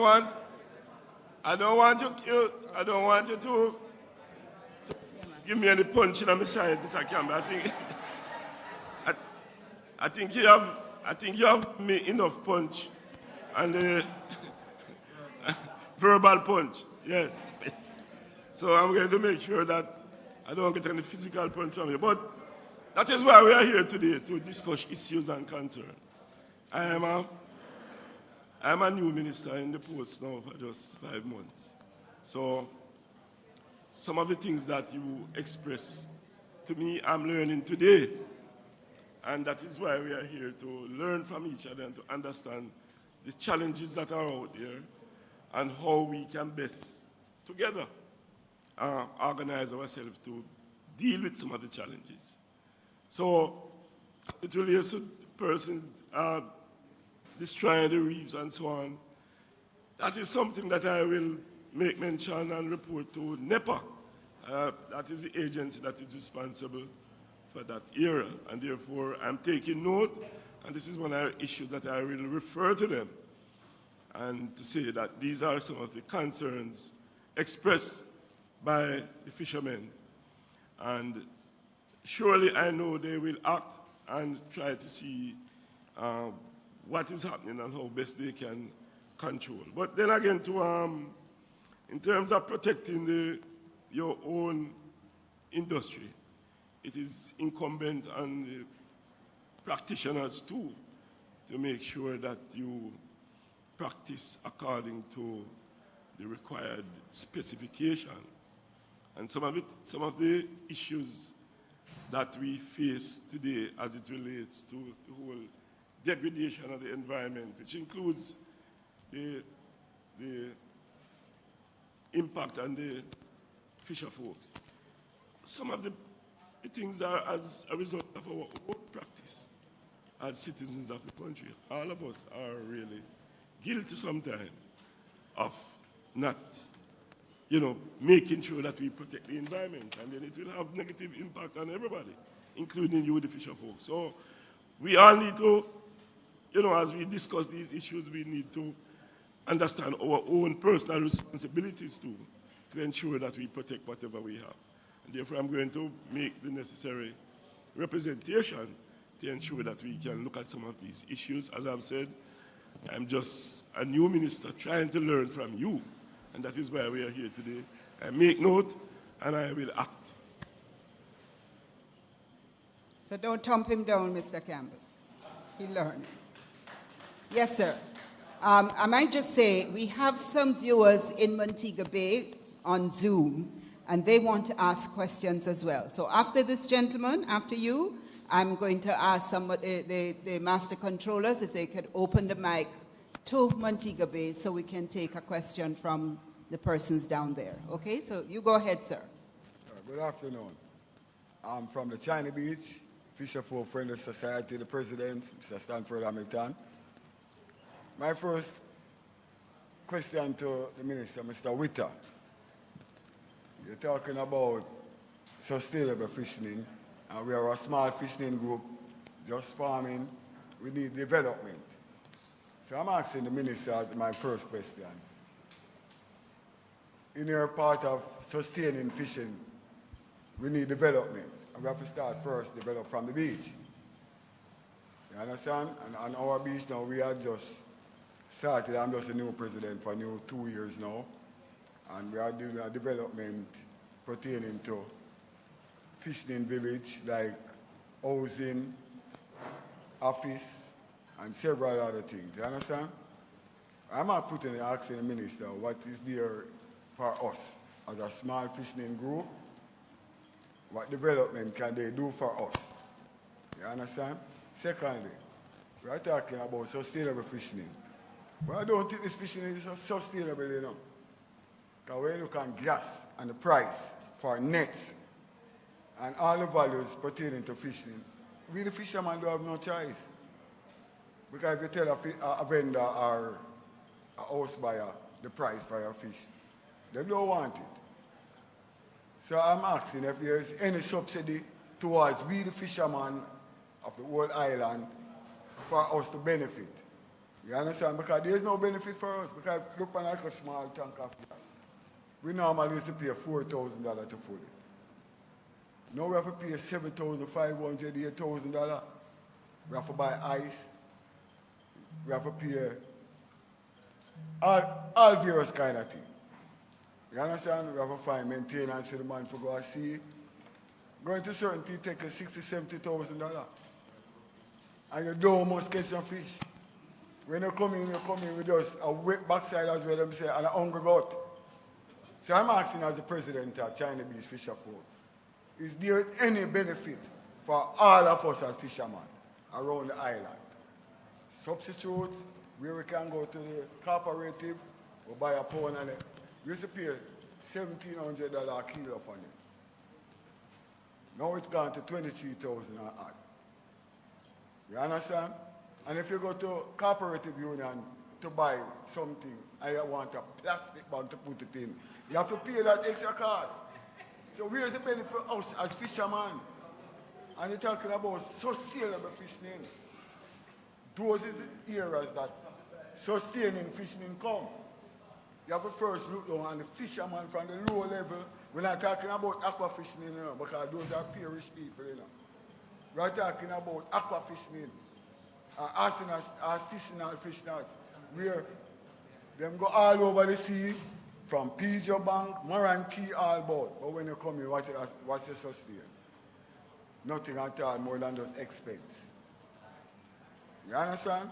So I'm asking the minister now, if there's any benefit for us as fishermen to knowing that we can organize ourselves and get sustainable fishing through fishes, or any ministry at all. As I told you that our fishing beach, China Beach Fisher Folk Friendly Society, located on Manley Boulevard, right just beside the power plant. We are young. We are old fishermen in the business, but we are young, just developing into a friendly society, trying to help ourselves. So I'm asking the minister if there is any form of benefit for us as fishermen. Thank you. Mr. President, I think you're on the right track in organizing yourself into a friendly society, because coming out of that, you will be able to, you can access resources to different funding agencies. And therefore, I think you're on the right track. As I've said before, I understand the concern that the fishers have today in respect of input costs. And that is something that we are looking at the ministry to see how best we can give some support to help to assist the fishers. I've already told you that I'm preparing to make some submission for some relief to the fishers. So I'll be working on that, but I think you're on the right track in making sure that you organize yourself into a friendly society so that you'll be able to access funding. There are a lot of funds that are available and can be accessible from non-governmental agencies, and therefore that is one of the best ways to organize yourself. So I'm glad that you are doing that. But on my part, I'll be making sure that I made some representation on your behalf to access some relief to the fisher folks. All right. Thank you, Minister. I'm sorry. Minister, this mic is on. It's on? Might I just add? No sound, use this one. Doesn't sound that way. All right. So, might I just add, and Mr. Michael and Mr. Brown is here. We probably should invite them to inform some of the comments that were made about things that persons have been waiting on for some time. I'm going to start by saying that the Fisheries Department, Minister, that you all knew back then no longer exists. You had called for it, and the government had responded in establishing what is called a National Fisheries Authority. Perhaps we have not spent the time to explain to the fisher folk. And recall that when Minister Green was here, we went around and we spoke directly to fisher folk. The NFE is the National Fisheries Authority. It's not a fisheries department again. What it means is that there's a new act that has empowered this agency with an executive director, enforcement team, new and varied positions that are created to respond to the varying components and needs of the sector. That business about rights of fishermen under the new act, that is something that is being treated with. We need to communicate it more, and we are going to. That business about protection of the reef, that business about sustainable approach to fishing, all of those things will be addressed and are being addressed in the new law. The cooperation with the police, marine police, as well as NEPA, is specifically being addressed, because we also have an enforcement unit within the NFA. It is a revamped organization that is not only looking at strategically where fisheries need to go, but is building resilience. Much of you are talking, even want to punch a minister in his short rib. I am happy. We don't regard it as a threat. He has security here. I am very happy that, even some persons that spoke mentioned that they go to church on Saturdays, because perhaps if they didn't go to church, they wouldn't be as calm as they did when they expressed themselves. But what we have come to recognize, even as you talk about license to people and people coming over and fishing, you yourselves are to be accused and are responsible for a lot of the malpractices that are taking place out there. You are also responsible for what is happening out there. You are doing a lot of things that you know is illegal and unsustainable. When I walk the beaches and I see you taking out the baby fish, baby parrot, baby snapper, you tell me that boy is what come up in the net. What is coming up in the net? What is coming up in the net that is not correctly sized? You are aware of the persons, a lot of them, who are damaging the coral reef by the contraptions that they have out there drawing behind their boats. And are we getting the reports? So yes, we need to strengthen policing, but we can't do it alone. There's no police force in the world that can police their country alone. Citizens have to be a part of it. And especially the ones that are responsible for the industry that is threatened. So it's just like a family, Sometimes we agree if we disagree and rough spot, but what we do, we love each other. gone to bed because we are going to sleep every night. And that's how we have to work in the fisheries business. It is not about no big man with no hotel that come to push anybody aside into any mud. It's about how we work. Why are all these organizations are cooperating here today? Why these organizations are talking about the thing? It's not just a talk shop that we are having here. We are talking about solutions. Solutions to the issues that you have long wanted to address. Remember, we are building out protected areas. And your prime fishing spot, the Pedro Banks, is going to now be a protected area. We are moving fast with that. Not only given our international obligation, but our own responsibility to ensure that we provide a sustainable livelihood for you. New legislation is coming. And the legislation will come to protect you. So when you see it, it may look harsh up front and in the beginning, but if you work with it, you're going to see the results at the back end as they come true. The size of fish going to be regulated.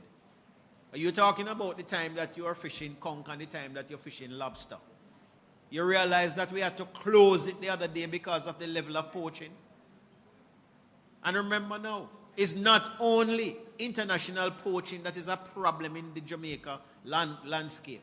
It is also local, national poaching. You don't stop fish the conch and supply it, even out of the season. So when we go to the survey, it is not there. We have to lock it down. And even when we lock it down, we still have to be charging people to go out there and do it. You look the world around. Don't look only at what is happening here. Internationally, the things that we are doing is what every country tried to do to protect the livelihood of fisherfolk. So we must work together. There's no one way. We're not here dictating to anybody, When we come in front of our fisherfolk, and I hear you say you don't want to hear nothing about no farmer. It is the Ministry of Agriculture and Fisheries. That's what it is. So we have to speak, because what you don't know, I think you know, because you say petrojam polluting the ocean. What the farmer do on land is exactly what is affecting the coral reef what you're talking about. So it's good that it is the Ministry of Agriculture and Fisheries, because we have to try to control what they do on land that seeps straight into the reef and into the sea and impact what is happening out there for you. So we have to meet each other halfway, because we have to do what? Balance our lives. There's an important factor, regardless of what we want to talk about here. This climate change business. It is impacting what is happening out there with the fish life, marine life, how they spawn, where they move to how they move. When you hear us talking about pelagic fishing and new species fishing, we are saying, let's not focus only. Every man wants a snapper or a parrotfish or a doctor. You name it, wenchman. Paragi, a paragi name. Them want it and them play it like that. When you go into the hotel, the people them want the sliced fish and all of that kind of thing. We have to learn that when we say that tuna is swimming past Jamaica, and that we want to establish a fisheries for the type of the pelagic species, what that means for the fisherman is a new opportunity we are opening up for you. Because everything that we know out there, the matter of climate change is impacting it. And we have to think ahead of it and create new opportunities for the fisherfolk. What we are asking you to do is to come with us, to learn with us, and to diversify, open your mind and think about new things. Your daughter that is at the university will tell you, in the business of medicine, if she not understand change and applying knowledge to change, what would happen? Look at the pandemic. Virus out of nowhere. Look how much vaccine they have created. Some of them are about a fifth or 6 shots right now. Some of you take 2. Some of you don't even take none. Jamaica is the most unvaccinated country. But you know what I believe? We develop resistance to everything too. Mentally, physically, emotionally. So we are very resilient and strong people. We must use that resilience what? Creatively do. Not to be very good bad or very bad good. As how they typically like to describe Jamaican. A Jamaican is going to find his way around any obstacle that is placed in front of us. For this particular obstacle that we are talking about, the NFA has been created, revamped, re-established. We are building out the units now and putting in the staff in place. And it's all about addressing the concern of the national fisheries sector, of which all of you inside here, and some of you who are not here, are a part. So let us work together. If the minister tell you that he is giving you a commitment to move in a cabinet submission forward on the fuel business, believe him, it's not pretty talk. Because we have spoken about this much. Remember, a country have a big challenge, to find revenue. When we give you resources, as some of the stuff that you will get here today, it come out of the same money, the taxes of the fuel. Why do you think government find it so difficult to really move on the fuel? The fuel business is a major income for government. And remember, in the difficult time that we are in the difficult time that the country is in, coming out of the pandemic and all, hotel lockdown, remember, we had to intervene to move agriculture produce, to provide opportunities for fishermen, to give you back inputs to get you to go back to sea. Millions of dollars we distributed in terms of gears and all of this. You all get your 15, your 30,000, your how much, all across the island to help you to get back out there. So it's not like we are insensitive to the needs and the plight. But we have to work within a cooperative way in order to get the results that we need. And minister has given a commitment to moving a submission forward. You should really be giving a round of applause, because all the talk that go on is the first one that tell you, say, he is preparing a submission. He's not coming here to tell you no story. A submission is a serious decision, because it is going to be put in on the front, on the plate of his colleagues, his cabinet ministers, the matter to be addressed. Very important step. We have always tried to reach out to the Ministry of Finance and try to have the dialogue. He has decided that he is moving it forward. Very important step. So no jabbing at the ribs now go work this morning, yeah? Right? And no amount of Mr. Minister, what you do? Because we are telling you what we have done. And what we have done is in response to the years of call that you have made. We're fixing up the fishing beaches. I don't want to spend too much time, but you know the things are happening out there. So honestly to goodness, man, when you come here and we're sitting and we're talking, and I mustn't go on like say nothing happening. Lots of things are happening, but still, more needs to be done. As a family, we are going to work together to make it happen. Thank you. Thank you very much, Mr. Pierce. Thank you very much. Those things needed to be said. If I might be allowed a few minutes in furtherance of what the Permanent Secretary said about the formation of the National Fisheries Authority, I want to just call out some of the major players at that authority who are actually here with us this morning. I speak, for instance, of Mr. Stephen Smikle over there. Mr. Smikle, if you could just stand up, I can see you. Mr. Smikle is the Principal Director in charge of the Marine Branch, which deals with all of you artisanal fishers there. We also have Mrs. Avery Smikle, who is in charge of the Aquaculture Branch, where they are developing some of the other opportunities in aquaculture fisheries. We have with us Dr. Zara Oliphant, who is the Principal Director in charge of the Compliance Unit, PS.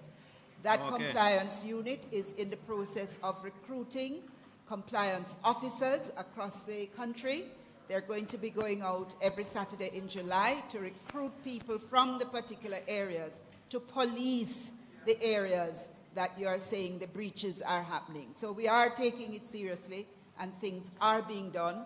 Dr. Oliphant is also in charge of the licensing and registration systems in the NFA, and she has a team there that is moving at knots. So it is not just talk, things are going on. We have also Mr. Dehan Brown, who is our officer at Aquaculture, who is responsible for the development of the ponds and the other aquaculture areas there. So things are going. Do we have somebody from Montego Bay on the Zoom that wants to pose a question? Yes. Okay, please go ahead. Yes, my name is Christopher Witter. I'm the cousin of the new minister, Mr. Frank Witter. I just want to say we need some help down here in Montego Bay as regards to the, the fishing equipment and all of that. If it'd be good if we could get some feedback on that from the minister. Thank you.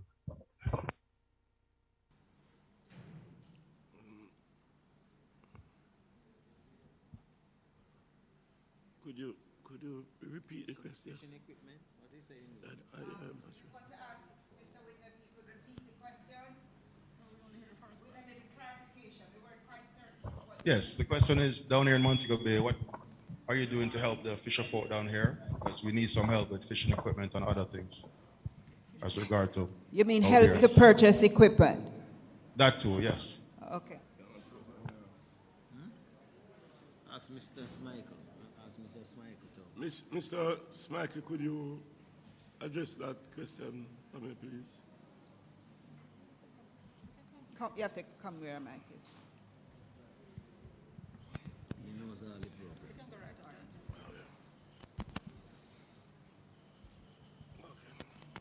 Morning again, everyone.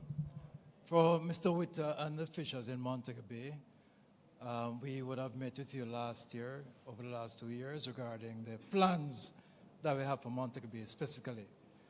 You will recall that we are looking to develop the facility further in terms of enhancing the infrastructure that is on the beach to make things easier and safer in terms of your fishing operations. Now, we have some plans in place. We're still looking at the funding, Minister, because it's very expensive. We're talking about multi-millions of dollars. But over the next 2 to 3 years, you'll see that rolling out. All right? In addition to that, we have programs looking at diversification of fisheries. We spoke about tunas earlier. We know that the Montego Bay fishers are involved in fishing for pelagic. And that is one area that we are working with them in terms of building those skills.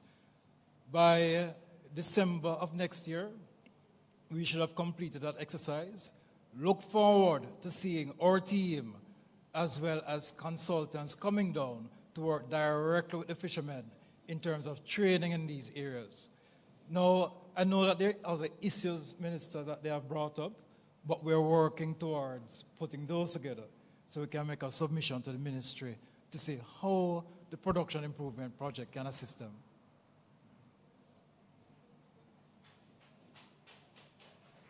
Thank you, Mr. Smichael. Greetings. Coming from Montego Bay again, greetings. Hello, greetings coming from Montego Bay. I'm Everton Malcolm Fisher from the Montego Bay Fisherman Cooperative Society.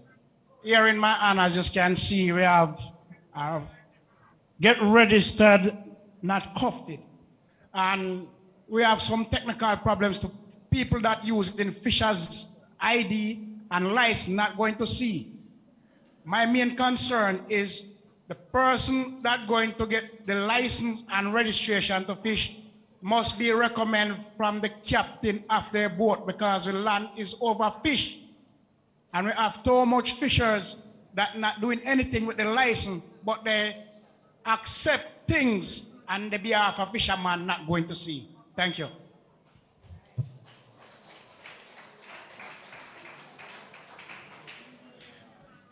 Who is this? She's in charge of. Oh, in charge of. Okay. Hi, afternoon, everyone. Thank you for that question. It's an excellent question. It is certainly a concern. Just to advise that since we have in the last 3 weeks completed a new licensing and registration process for fishers, and we're currently doing the sensitization. One of the things that we have implemented is an increase in due diligence to ensure that persons who come to the NFA to get a license, there is indeed an intention to fish. And so these are some of the things that we have put in place, and we will be implementing very shortly. We are at the point now of sensitizing our fishery inspectors. These are the ones that you go to at your substations for licensing, so that they can be aware of what is happening. So you will be seeing changes soon in terms of how the information that is contained on the licenses, the need to declare knowledge. So, for example, for those here in the room, there are some declaration of knowledge forms on the desk over to my right, your left, because included in the registration process, there will be a requirement to where the fishery inspector will go through a list of things pertaining to our law to ensure that you are aware of it, that you know that if you fish without a license, it is illegal. And as we work with building up our registration and building up our enforcement, that is how we will be able to ensure that persons who have a fishing license and a fisher's ID, they are indeed going to fish. So just to let you know that we have already finished the process. It's now in the stage of being implemented, and you will be seeing changes, you will be seeing new things, and you will be seeing improvement, and that is something that I can guarantee. Thank you.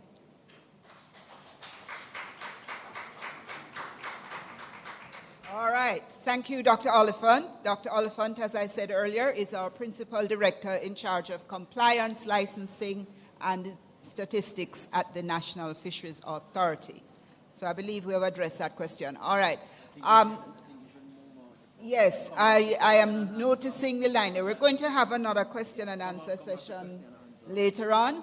We could ask Minister for ages, but we do have a program that we have to hold to, so I'm going to have to move on with the program, and we'll come back to it later, all right? I'm sorry about that, but we do have to hold to the time.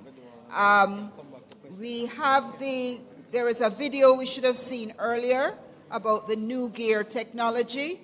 That video is now queued. Mr. Master Controller, can you let us have that video, please? New gear technology.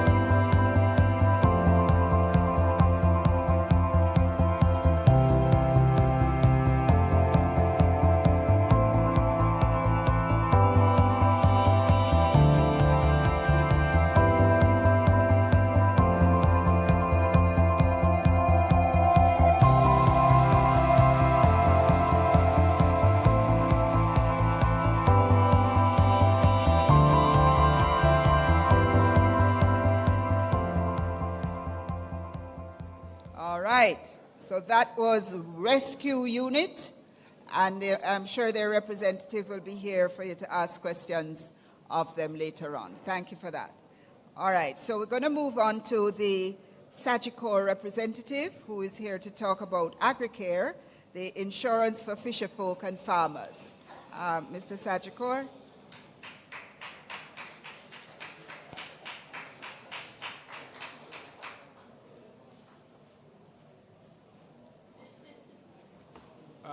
Good Good afternoon, everyone. Sorry, if I could just ask you to be quiet. We are transmitting this far across the world, so we need to be quiet. Thank you. Pleasant afternoon to you, everyone. I'd like to acknowledge the presence of the Minister and other members of the head table. Also, our valued fisherfolk from all over Jamaica and everyone else watching, the members of the broadcast team. My name is George Crodus. I'm a financial advisor with Sagicor Life Jamaica Limited. I'm here to make a short presentation on the AgriCare plan for farmers and fisherfolk. Now, what is the AgriCare plan? The AgriCare plan is personal insurance, as in individual insurance for farmers and fisherfolk. What it is, it's several areas that you can have insured. Firstly, there is the plan for in-hospital benefit. Now, in-hospital benefit speaks to having an assurance from the insurance company to say that if you have surgeries, if you have minor things like providing for prescription drugs and other minor areas that you need assistance with while in hospital, we will cover you for that. Now, there are 5 other areas that you can be covered for. It's in the areas of primary care, which is a health card. There is comprehensive care, which is another health card. There is the life insurance, very importantly. There is critical illness coverage, and then there's personal accident coverage. Now, why is it important to have an insurance product like this? Now, if we're going to have a sustainable industry, we must have to protect the main stakeholders. You are fisherfolk. There is no fishing industry without you. You are the workhorses of the nation, and we have to protect you. That's the first step. Now, you can purchase insurance, as in life insurance, critical illness, and personal accident, up to age 75. Not only for yourselves, but this facility is extended to your dependents, which means your children.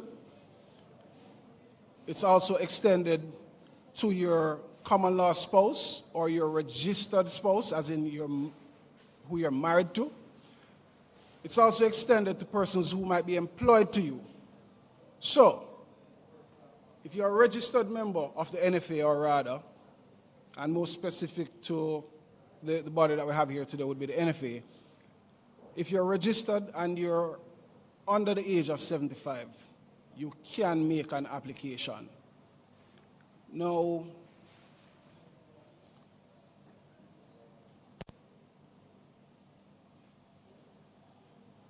persons that are employed to you, all they would need to do is to have you, the employer, the registered person, sign on that application form in order to make an application. Your children, up to age 25, once they're in a tertiary institution, they can make an application just the same.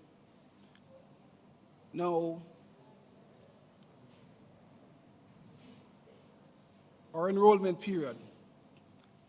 Earlier it was said that it's only one enrollment period that is allowed. We have since moved past that, because rolling out the plan last year, we realized that we did not get to everyone within that 3-month enrollment period, which starts March 1st to May 31st. We have now added a second enrollment period, which starts in September, and it lasts for 3 months.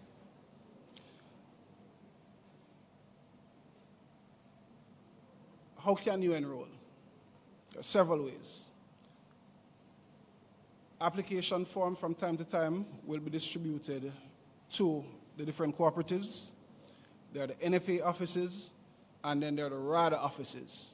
I must say personally, I'm more in touch with the RADA offices than I'm in touch with the cooperatives. Now, I'm seeing a lot of faces in the audience that I already know from our different cooperatives. All right? There are other ways that we can also apply, which is online. sagicorjamaica.com/AgriCare plan. And there's a link, there's a direct link that you can click on, and it will take you to that page that you can make your application. Now, paying for your plan. There are several options that you have. You can pay quarterly, you can pay semi-annually or annually. Most of us in the fishing community do not have bank accounts. We do not have credit cards. So it may not necessarily be the best way for you to pay. You can pay for your plan at any paymaster outlet or a Sagicor cashier, Sagicor Life cashier, not Sagicor Bank. It's one of the main problems that we have. Persons are going to Sagicor Bank to pay for their AgriCare plan, and it's not allowed. It's only Sagicor Life cashiers and paymaster outlets, which are island-wide, that you can utilize. Paymaster online, the same is accepted. Now, let me dig a little bit deeper into exactly what the AgriCare plan offers, because we all want to know about the benefits, correct? All right, so the hospital care plan, it's a plan designed to help you cover the cost of large expenses related to surgery or hospitalization that may be as a result of serious illness and or severe accidents. For instance, it covers things like chemotherapy, radiation, and dialysis. These are very expensive procedures. And for a minimal cost, you can have that assurance from Sagicor that if this event should be realized by you, then you have a means of funding the necessary treatment. All right? Now, what might it cost? A quarterly, which means every 3 months, it may be as low as $5,009.40. So if you break that down, it's a little bit over probably about $1,700 per month that you'd pay for that assurance. I'm sure that can be afforded by each and every member of this audience. Now, there are two health cards which are offered. There's a primary care, and then there is the comprehensive care plan. Now, personally, as a financial advisor, and I would have spoken to some of the members here today, I recommend the comprehensive care. The primary care is very good. It is affordable. But personally, it's a comprehensive care plan that I recommend. Why? It gives you a wider coverage. It's a health card. You can go to the doctor. You can go to your specialist. Prescription drugs is covered. The bends, as fishermen, it is covered. It's a very expensive treatment, and you are covered.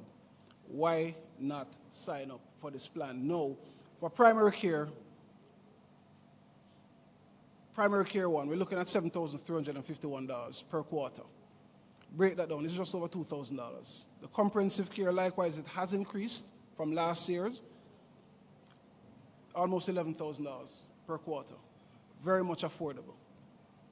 Very much affordable. I need to see more of our fisher folk applying for this plan and maintaining it. Now, the other three areas that you're covered for, I find that a lot of persons are not necessarily interested, and I really don't understand why. It's life insurance, critical illness coverage, and personal accident. I hear the talk about family, providing for family. I hear the talk about what the government can do for you. The first thing you have to do is to provide for yourself. You have to take care of your household. In order to take care of your household, you have to be well. Insurance is one of the main things that will afford you that. Unforeseen occurrences, none of us here can adequately say that I know that, or I know when something will happen. I know how much it will cost. I know how far it will extend. This is where Sagicor comes in and said, hey, the Ministry of Agriculture approached us to provide this facility for you. This is something that has been tried many times before. Progress is being made. I need you to come on board I'm the representative for Clarendon. Yes, I'll be here after. I'll be here until the program ends. Now, life insurance coverage. We can offer you a maximum of $1 million coverage. I do not encourage anybody to get less than $1 million coverage. As a personal financial advisor, I can tell you, I would love to have seen this as an increased amount. Now, for $1 million coverage for 3 months for an individual, it's $1,350.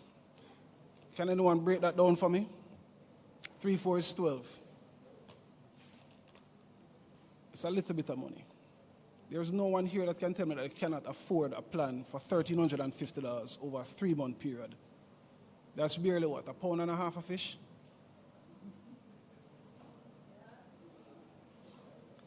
Let's look at critical illness coverage. What are you covered for? Stroke. How many persons do you know that have been on the way from, say, Pedro Bank to mainland that died of a stroke? How many persons do you know that's suffering from glaucoma? Heart attack.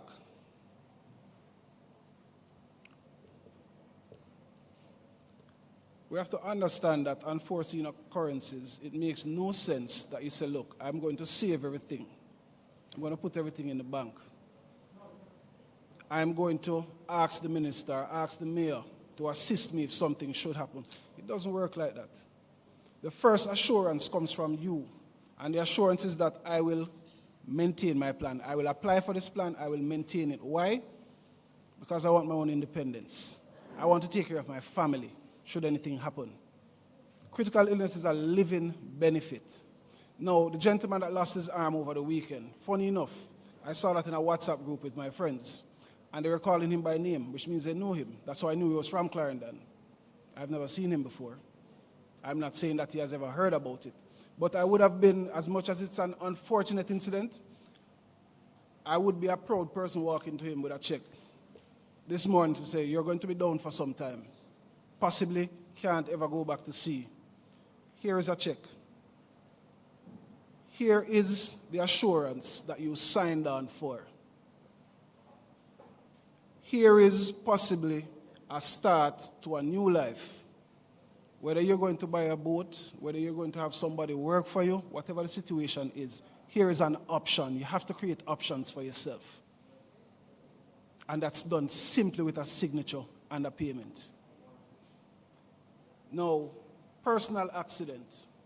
So I'll be coming to him with more than one check. Personal accident.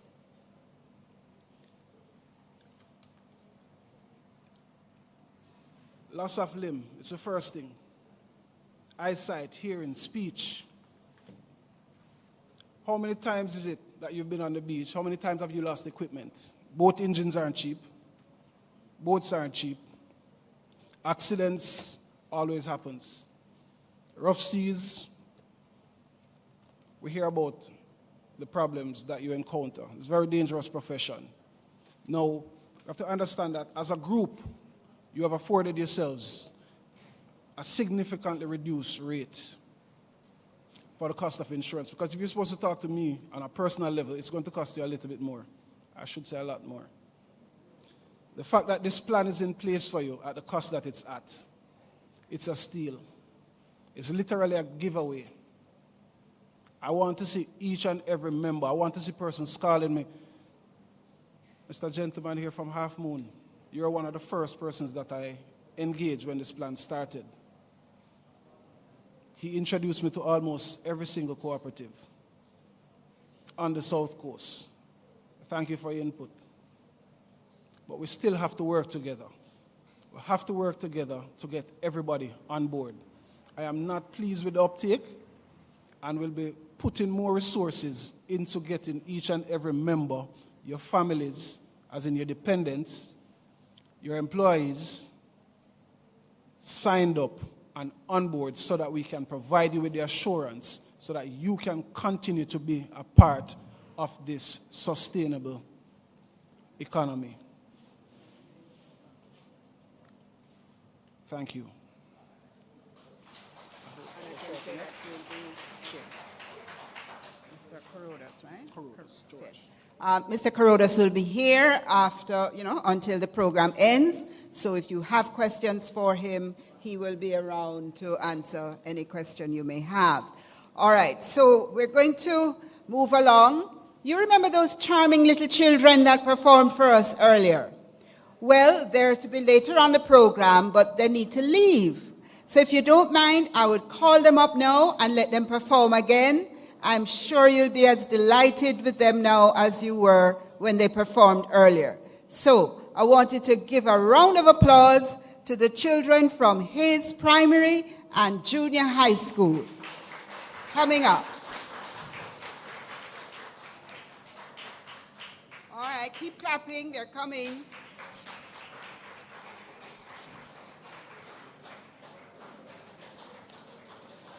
All right, here they come.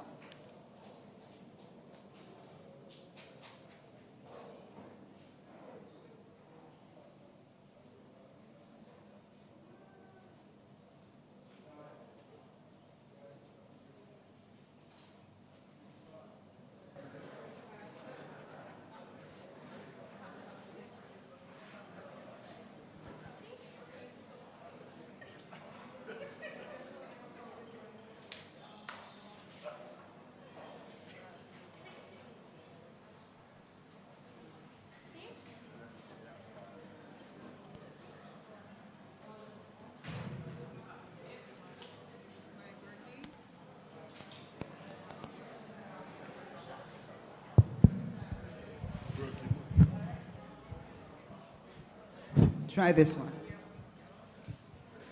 Fish Roll Call, written by Sonia Moulton. Doctor, present. Snapper, present. Lobster, absent, gone to the reefs. Lobster, not his season. Welchman, present. Life is so much better under the sea. Not so these days, that must be long ago. Come, set your pots, trawl nest too. That's all we hear them say every day. Look now, we've been caught. Now we are dinner on somebody's plate. All around us there is death and dying. Plankton, coral reefs, and the mangrove trees. Tell us, where shall we lay our heads? On the seashore? Protect we not, we are beg you please. Train them how we use the seas. Educate, then enforce the laws. Give we a chance, we advance.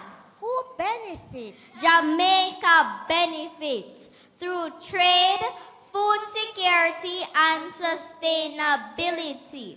Let's see life be your life.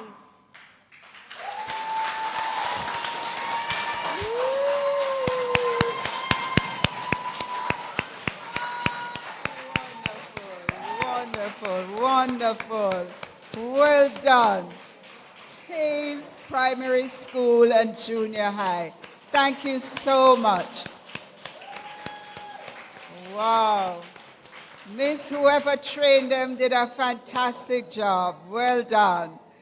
All right, so now, all in the spirit of providing or giving you information about what is happening and what are we doing to protect our industries, to protect our fisher folk. The next two presentations are from people who work for the NFA and represent two major projects that are underway.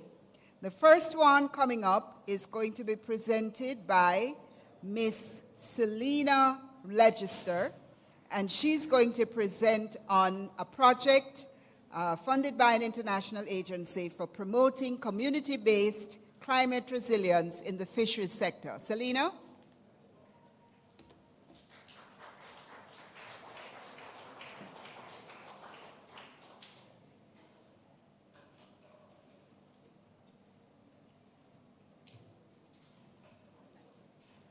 Boy, I can't top that performance, you know. Can we get another round of applause for those children?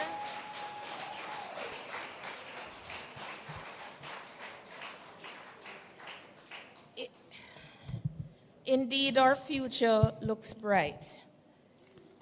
Minister of State, Honorable Minister Whittle, members of the head table, our distinguished guests, members of the NFA executive team, Ms. Ingrid Parchment, Executive Director of CCAM, colleagues, fish farmers, fisher folks, a warm welcome to you all this afternoon.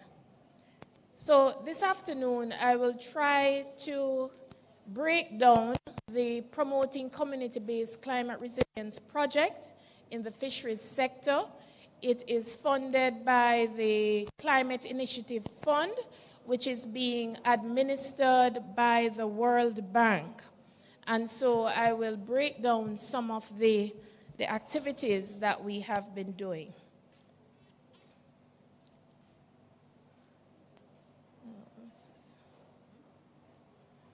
Trying to get this. Oh, okay. All right, so we've heard this afternoon from our permanent secretary, some of it from the minister. Climate change is real. The impacts of climate change has affected so many different ways, so many different lives. And so the Promoting Community-Based Climate Resilience in the fisheries sector is aimed at fishing communities adopt to alternative livelihood. Thank you. So the main objective of this project is for fishing communities to adopt to climate resilience practices. We can break this down, it's not more. Okay, I'm trying to work this. Okay, so the project is broken down into 3 components. The first component speaks to strengthening the fisheries regulation and policy framework, okay? The second component relates to diversification and alternative livelihood. And the third component speaks to capacity building and raising awareness. So for example, today, that is what we're trying to do. Raising awareness, bringing awareness about the project. Some of you would have met some of us already. We've been in your communities. We have had several stakeholders meeting, and so we continue to do that drive and build capacity.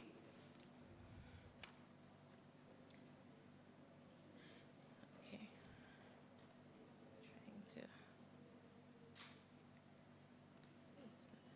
It's going down. All right, just give me a moment. Let me try and figure, okay.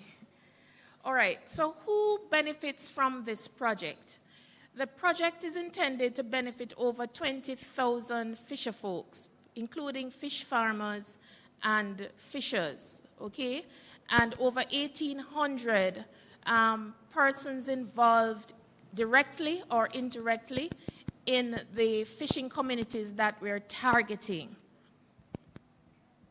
So as I said, component 1 is about strengthening the fisheries policy and regulatory framework.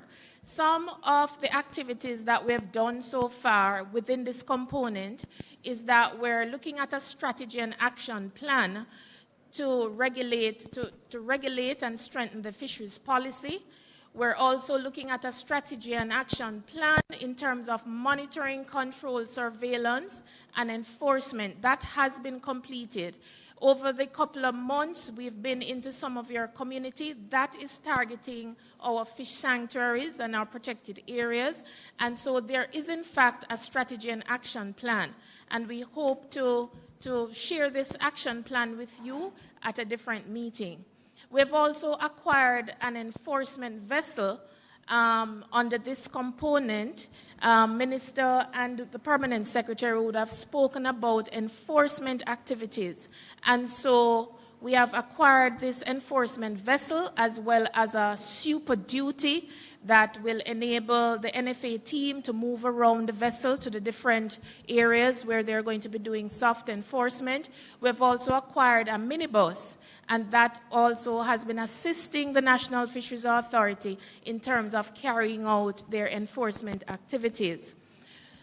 The National Fisheries Authority, I believe now we have gone up to maybe about 10 or so soft enforcements using the enforcement vessel. This is a collaboration with the Marine Police, members of the community, and so we continue to do those kind of enforcement using the vessel that was provided under the World Bank project.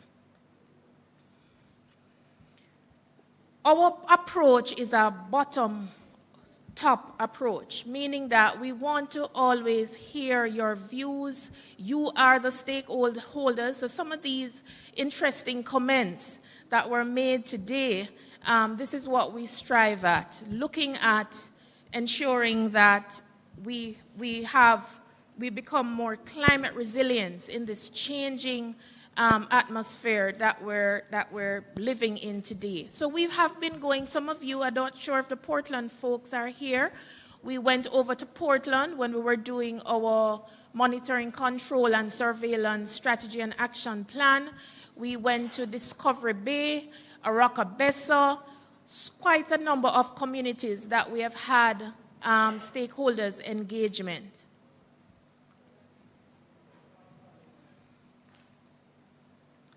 As well as Discovery Bay, White River. We've had several training in those communities, and so we continue to do those as we progress and continue with the activities of the project.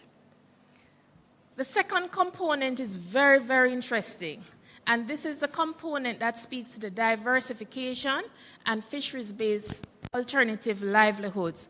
So as we are all aware, that, you know, the fish is depleting. We all know the impacts of climate change. I really don't have to go through all of them.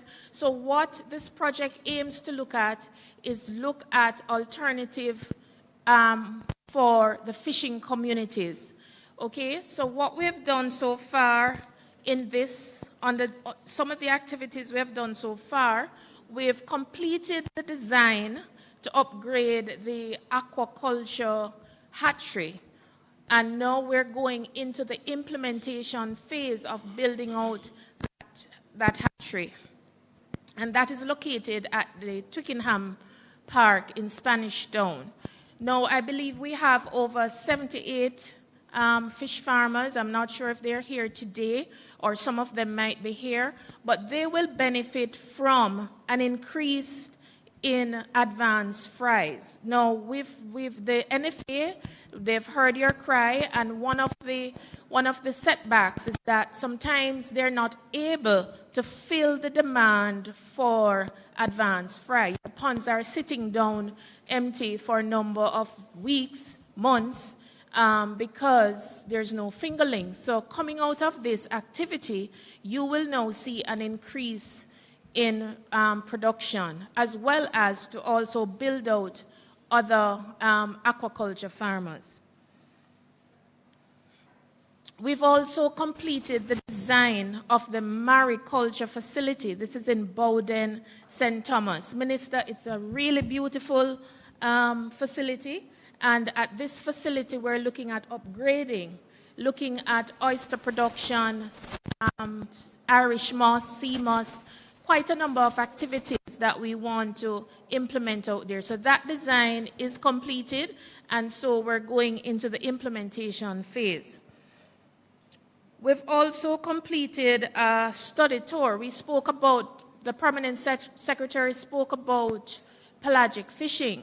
Okay, a team of us that was recommended by the World Bank went to the Eastern Caribbean, that's in Grenada, because they do quite a number of tuna fishing and pelagic fishing. And we were wowed, okay? And so we know Jamaica have the capacity to also get into pelagic fishing as an alternative livelihood. Their main emphasis is on export. And so why not Jamaica? Why can't we focus on pelagic fishing as an alternative livelihood and also looking at export? I can take you down to Pajee in St. Mary any time of the day, and you can see some big tuna fish, some big dolphin fish, but we need to carry out post-handling and also marketing of these type of fish. So we're looking at investigating and carrying out some of these activities in terms of training, acquiring a vessel. Okay, so that is one of the things we saw in Grenada, where they use long line fishing as well as fad fishing. So the next step, we should be able to get our vessel landed here in Jamaica, hopefully by December, the beginning of January next year. And this vessel will provide to the NFA the ability to train fisher folks how to do long line. I'm sure some of you are able to do that as well, but this vessel will have the necessary fittings in terms of doing it properly, post-handling, and all the likes of long line fishing.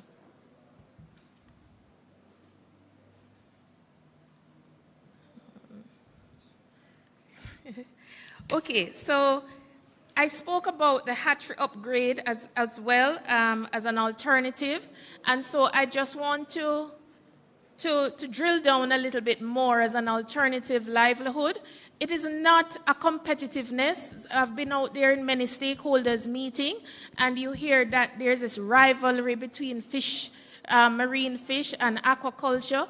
It complements you. So during Easter, when fish is hard to get, at least the housewife can go out there and purchase, tilapia.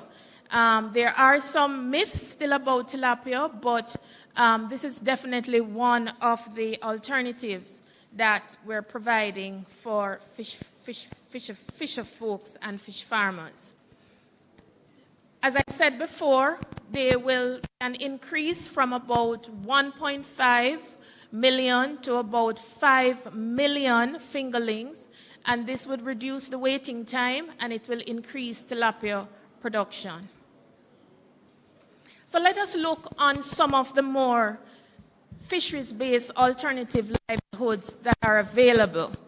All right, so coming out of a recent consultation, some concept notes were developed. We spoke with you, some of the stakeholders involved, and so coming out of that, we had a number of notes, concept notes that were made available. I mentioned about oyster production. I mentioned about pelagic fishing. We're looking at sustainable developing aquaculture. Again, we're talking about sustainable sanctuaries, making sanctuaries become more independent. And so looking at different activities within the sanctuary so that they can earn for themselves. So some of these are some of the ideas in terms of alternative livelihoods. Component 3, as I did mention, relates to building capacity and awareness. Some of you would have participated in 2 national surveys that were completed, the knowledge, attitude, and perception, which we wanted to find out what you think of climate change. How does it affect you? And also we did a survey that delved into youth in the fishing industry and labor dynamics. So those were completed. So the results of these surveys are now going to be used in what we call our campaign activities. So within the next couple of months, you're going to be tired of seeing our face. We will be out there campaigning and looking at different aspects of raising awareness for you, fisher folks and fish farmers, so that we can build resilience together. We're also developing something called apps that can be used on your phone. This is being provided by the Met Service that is in progress right now. We also have a special advisory looking also at the building in terms of the framework and legislative policies in the fisheries sector. How is the World Bank going to measure some of these activities that we're doing? Well, there's something called an indicator framework. And so we will measure the success when we would have accomplished a national framework policy for the fisheries sector, the number of fishers that would adopt to climate resilient fishing practices, the number of fisher groups that would adopt to alternative livelihoods, the number of fish farming groups that would adopt to climate resilient aquaculture practices, and of course, we can't leave out our women, the number of women among targeted fisher groups and fish farming groups that adopt to climate resilience practices.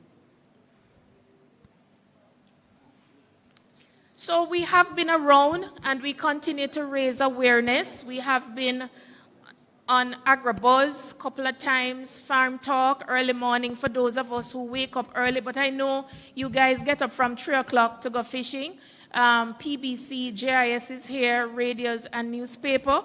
As I said, we will be carrying out our campaign activities very shortly, so you will continue to hear about the promoting community-based climate resilience in the fisheries sector. I usually end my presentation by saying success is in our reach. Thank you very much and enjoy the rest of the day. Can I give away a prize? Sure. Okay.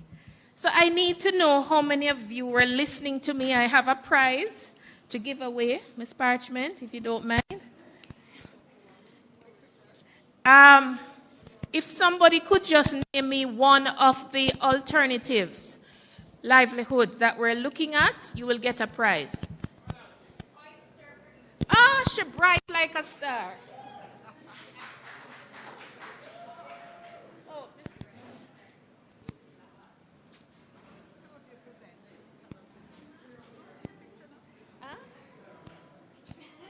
We have Ms. Parchment during the presentation. And what is your name? What is your name? Okay, good. I'm going to leave this up. All right, yes. All right, thank you very much, Selena Legister. So you see, I didn't lie.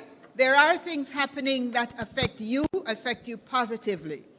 You are going to have training in how to look at alternative occupations so that you are not totally molded and wedded to only one way of life. Still fishing, but some other ways of doing that.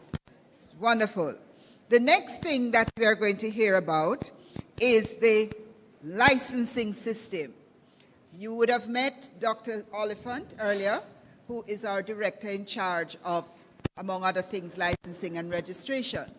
But there is an internationally funded project to develop a new licensing system. And to tell you about that, I'm going to invite Mrs. Judy Marshall Anderson to come and tell us about that. Miss Judy, come.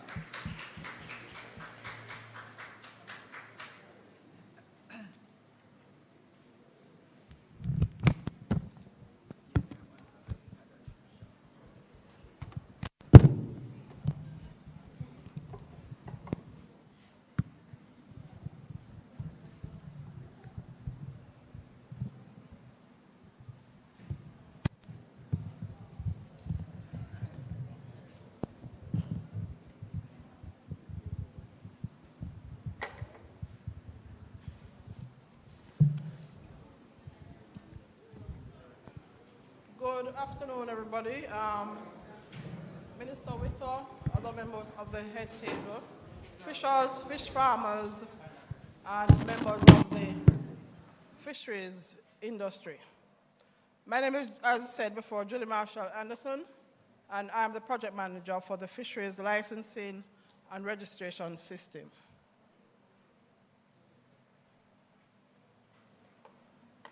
This project is being implemented by the Transformation Implementation Unit, which is a part of the Ministry of Finance, and the TIU, Transformation Implementation Unit, is on a mission to transform the public sector, modernize its operations.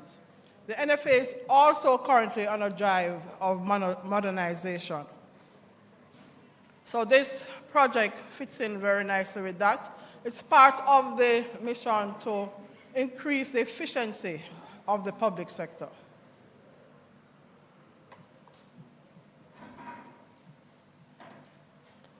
So why a new fisheries licensing and registration system? As fishers, you are all well aware of the need to have a fishing license. There are, when you go to sea, the marine police is there, the Coast Guard is there checking.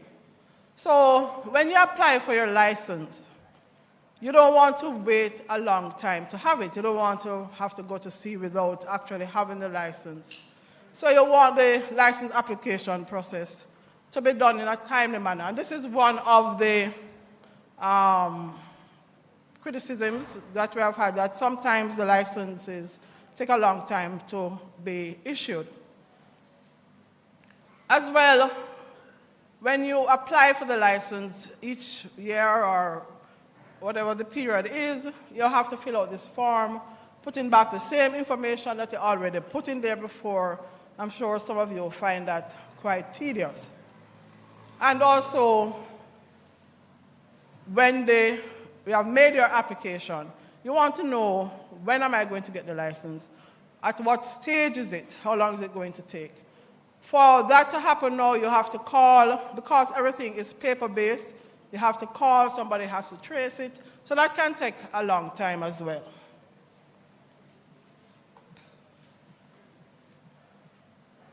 So the present system, as we know, being paper-based, it doesn't facilitate online applications. And as well, I'm sure you'd like to know when your license is going to be up. Nobody calls you and said, Mr. Fisher, your license is going to be up in 3 months, you need to come and renew. As far as I know, that's not happening now. When your license is available for pickup, you have to be calling. All of that, the new fisheries licensing and registration system will solve. We also have persons from abroad who come for recreational fishing and sport fishing, and they themselves have to wait until they come to the island to actually apply for the license. We don't want that. We want them to be able to stay from abroad and apply for the licenses. Once they get here, they're ready to go. The other issues with the present system is that there's not a robust database for recording and storing information. There's not an ability to seamlessly share information with related parties, such as the Marine Police. So they need to know their information has to be up to date as to who is licensed and who is not. So we have to be giving them this information on a weekly basis. With a new system, they will be able to actually check that information for themselves online.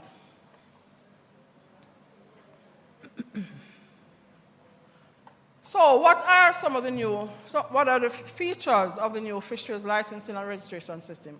As I said, the computer application will replace paper files as applications will be done online. What does this mean?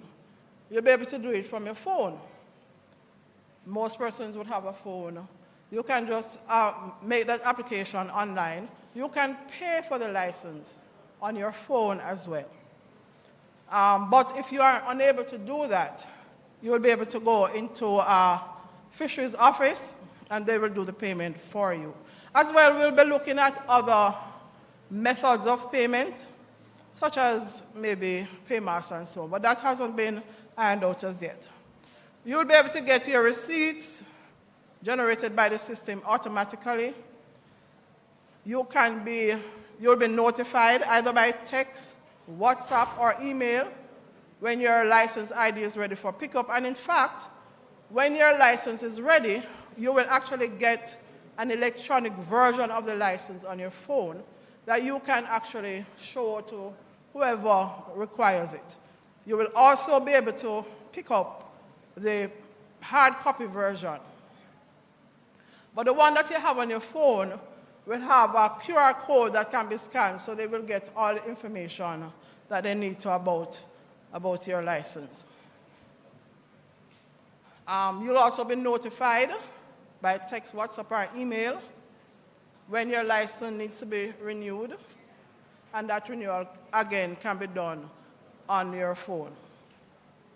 So because we already have your information in the system, if you are not a new client, there's no need to provide information that you previously gave. We would already have that. So although all of this can be done on your phone, you can do it yourself.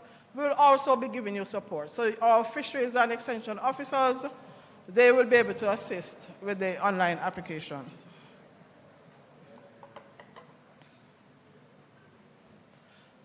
In devising this system, we had to take certain information, certain environmental information into consideration, such as literacy rate, how many persons actually have mobile devices, how many people have access to internet, the computer literacy, how many fishers and other people who actually use cash instead of like a credit card. All those things were taken into consideration. So we want to make the system as accessible as possible to everyone.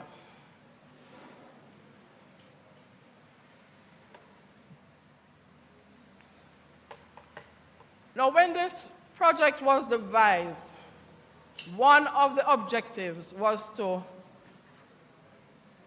create a more technologically savvy industry. So we're kind of, dragging you into the 21st century by having an internet-based licensing system. But very important too, I think, is that we want persons to move away from just being purely using cash, right? So a lot of persons don't have bank accounts, but a number of innovations have been coming along that can assist persons to become what we call banked rather than unbanked. So we have the Link/Jamdex facility, which was announced by the Prime Minister some time ago.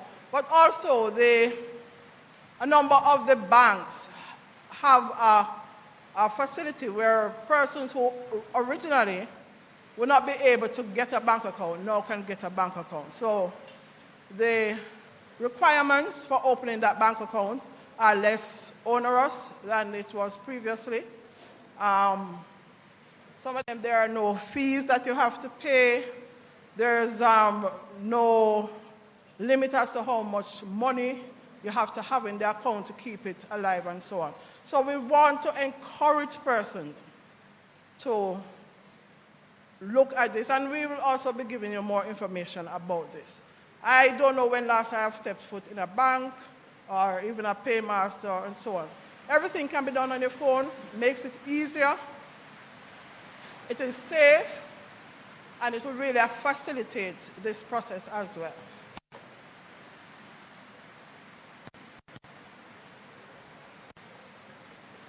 So what are the processes that will be facilitated by the new system? So persons will be able to apply for fisher license, fish farm licenses, fishing vessel licenses, aquaculture facility licenses, permits and authorization for the Morant and Pedro Keys, for live fish import, quota and fishing rights, for example, for single species such as conch and lobster, landing catch declaration, and as well declaration of products in storage for the closed season.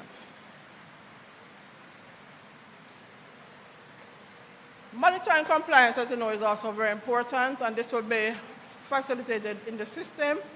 So persons, we have our compliance officers who will be able to create a monitoring compliance task in the system. They will conduct inspections or site visits as necessary. If an offense which is classified as one to be ticketed, so we'll be having a ticketing system just like you have for motor vehicle violations. If an offense which is classified as one to be ticketed is committed, the compliance officer will generate or write a ticket on the spot. If an offense is classified as one requiring court appearance, the extension officer will generate and issue the warrant on the spot. And the system will be updated with this information.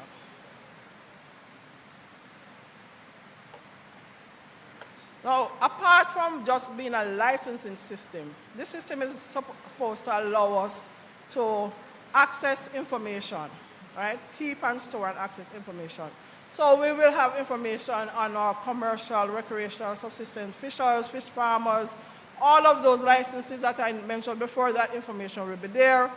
We'll also have information on the fishing beaches, the fish stock in the various fishes waters. As you know, the NFA from time to time goes out and actually does research on how much lobster is in the sea, how much conch.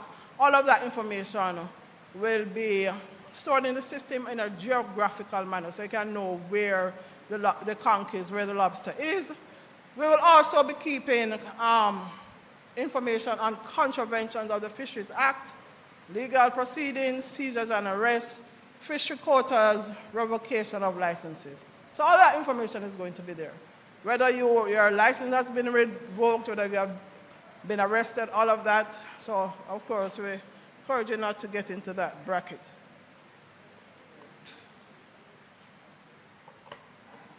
And so we'll have regular reports as well as ad hoc reports, so we can look and see who are the fishers in a particular geographical area, and all of that information which our data persons right now compile.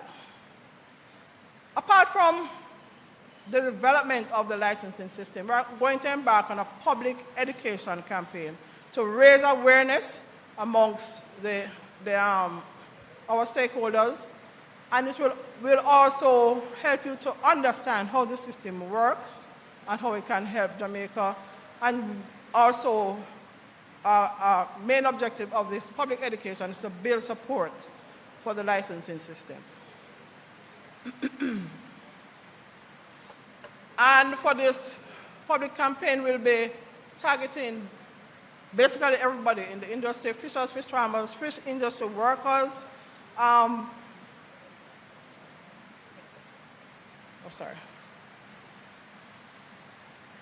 fish vendors and purveyors. So we'll be keeping information on not just fishers, but all the other persons in the industry will be part of this system. So whether they get a license or an ID, so suppliers of fishing and aquaculture gears. And I just want to talk about fish vendors and purveyors. So we will even have information on what we call like net pickers, because when there is an issue in the industry and the industry shuts down, it's not just the fishers and fish farmers who are affected. The person who's joined the net, picking the net, their industry, the scalers, they also are affected by that lockdown. And so whatever benefit the government has to give to persons in the industry, we want them to benefit also. But for them to get that, they have to be registered. The government needs to know who you are. So you can't just come and say, me, me. We have to have you in the system. So I'm not going to go through all the strategies, but we'll have town hall meetings, we'll have posters on billboards, we'll have public service announcements on the radio and TV, we'll be on the social media, radio features, so you can listen out, you'll be hearing from us. We also will be going through change management, but I won't go too much into that right now. So just to give an idea of when is this going to happen, because I'm sure you have been hearing about this and you're wondering when is it going to happen. So we have actually gone out to tender to get somebody to develop the system. We hope to sign a contract in October.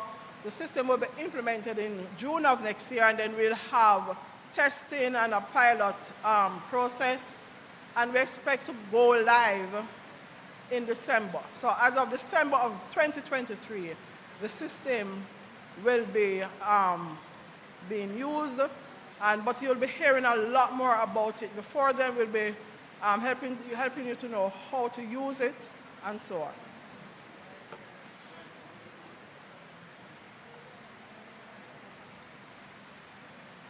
All right, so that's it. Thank you very much.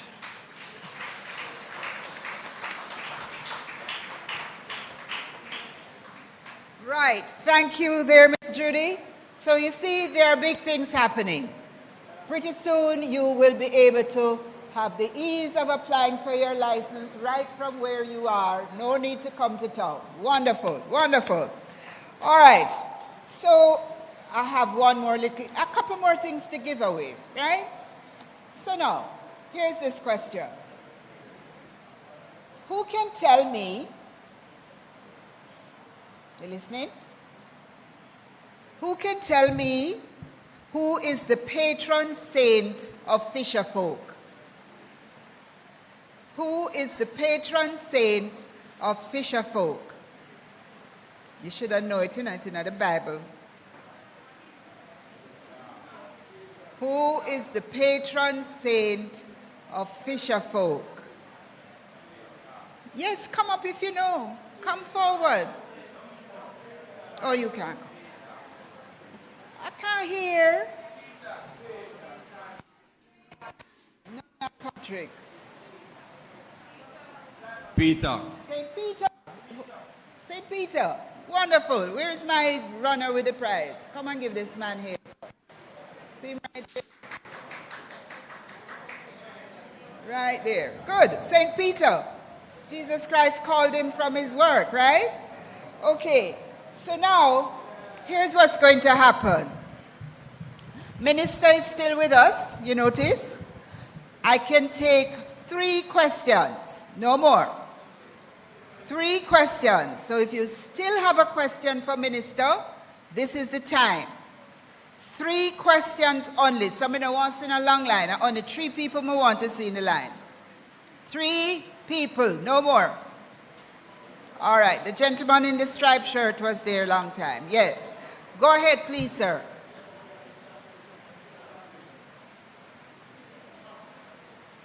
Good afternoon, ladies and gentlemen. Oh, help him with the mic. We're not hearing. Yes, talk up. Good afternoon, ladies and gentlemen. Afternoon, sir. I've been listening all of these language, but in this country, we have a thing we call pretty talk. Now, my problem to the minister is GCT that we put on the fishing equipment. I would like to ask him to remove it immediately.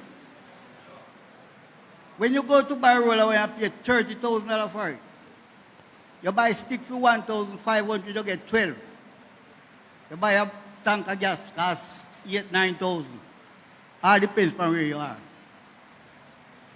When you come back and sell a pound of fish for $900, the person that works minimum wage cannot buy a decent pound of fish, he must buy trash fish. And if you have little kids in their house, he can't get trash, pick them trash fish. So now we take off the GCT that we can get the things for a lesser price, that we can sustain our thing and drop the price of the fish. Fish can go for $900 a pound and people cannot buy. That is sin. To me, we should never remove the GCT from agriculture equipment, especially from the farmers like we who do fishing. I don't like that. The next question for me is, we have a beach. I'm from Discovery Bay. We have a beach. We get funding from Canada. We buy a boat, we buy an engine. We put in a program to land agency. We lease the beach, that we can control the beach. Because what happened to the beach now, it's farmer now. Everybody come build. So we can put a boat on the beach for launch. There is no way for you to launch a boat. One, we get a lawyer, we get a technical people who do drawing and draw everything. How the beach going to set, how much shop going build, and all of that. We get the money from Canada. We never beg government no money. All of that. The people from National Land Agency, one man say him see it, the next man say go on and I cap it. Now we know the trick of that. The next trick we want to go and have for we know is remove we, run we off at the beach and give it to investors. But it will be fire, left, right, and center. That's what I'm telling you, seriously. But I want the GCT to talk on the radio tonight. So you're going to move it. Thank you. All right.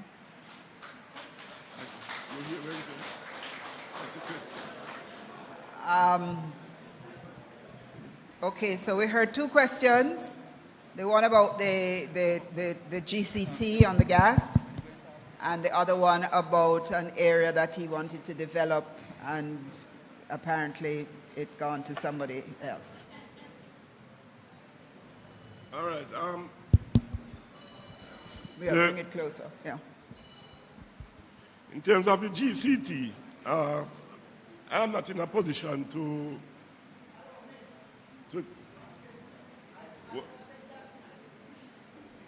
yes. Okay. Okay. Fishing equipment. I'm not in a position to answer that question. That question would have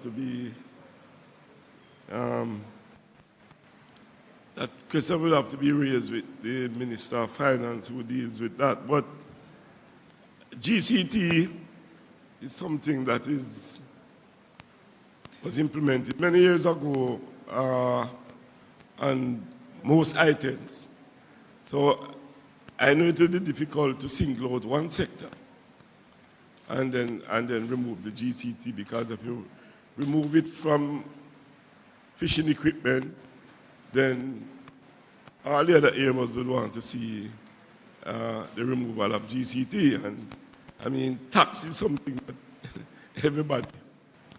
everybody always will love to see a reduction in. But government can only get its resources to assist and to deal with the issues from taxes, and therefore I'm not in a position to answer that question. As it relates to the project you spoke about, I don't know, I'm not aware of the project. To talk to him offline on that. That sounds like a particular thing. Right, I'm not aware of the project, but if you could send me some documentation as to what the project entails, then I could go through it and see exactly what are the challenges. But I'm not aware of the project. I have no information on it. So it would be good if you can send me something in writing so I can check and see exactly what the situation is. All right. Thanks, Minister. All right, next question. Yes, my name is Devon Malcolm. I'm from Half Moon Bay, Elsha Beach. I'm asking two questions. What affect fishermen directly and what indirectly? I'm talking about the Sargasso grass. We notice over the years the Sargasso grass has been coming plentiful on beaches. So we want to know where directly this grass is coming from and how can we address it. Secondly, I want to ask about the dredging that takes place in the harbor, how it affects fishermen indirectly, causing erosion. We want to know, the lady speak about licensing.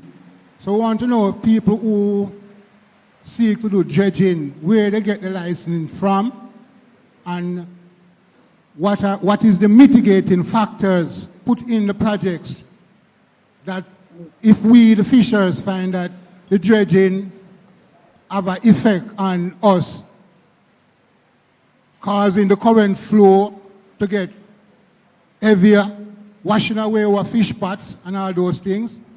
So we want to know what mitigating factors are put in projects if we find that dredging is causing damages to we, the fishers. Yeah, those are the two questions I want to ask. Okay, I just asked my Chief Technical Director to answer that question. Good afternoon. My name is Orville Palmer. Let me ask two questions. Let me address the first one, which has to do with Sargassum. We have a project that we are looking at right now to see how we can put this resource to use. One of the things that we have found so far is that the Sargassum has a high level of cadmium, which is an element which is found in the soil and the sea. And this is, so we'll have to do some further research to see how we can process it into value-added things like fertilizer and so on. But at the same time, being able to successfully eliminate or remove that impediment. So that is something that we're actively working on as we speak. With regard to the source, I would leave that would Mr. Smykel, would you be able to shed some light on the major source of the sargassum right now?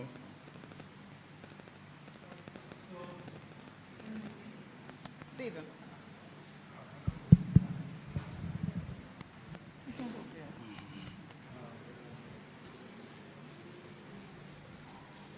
Thanks, CTD. So sargassum is a naturally occurring aquatic plant that is found in the Atlantic.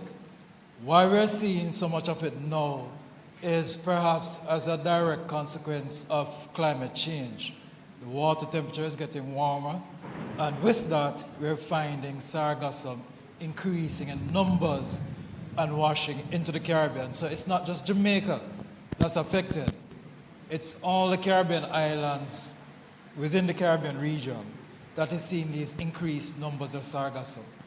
As CTD Palmer said, we do have a project that we're looking to see if we can harvest the sargassum and use it in some kind of economic way, whether it's fertilizer or drugs in the pharmaceutical industry and so on.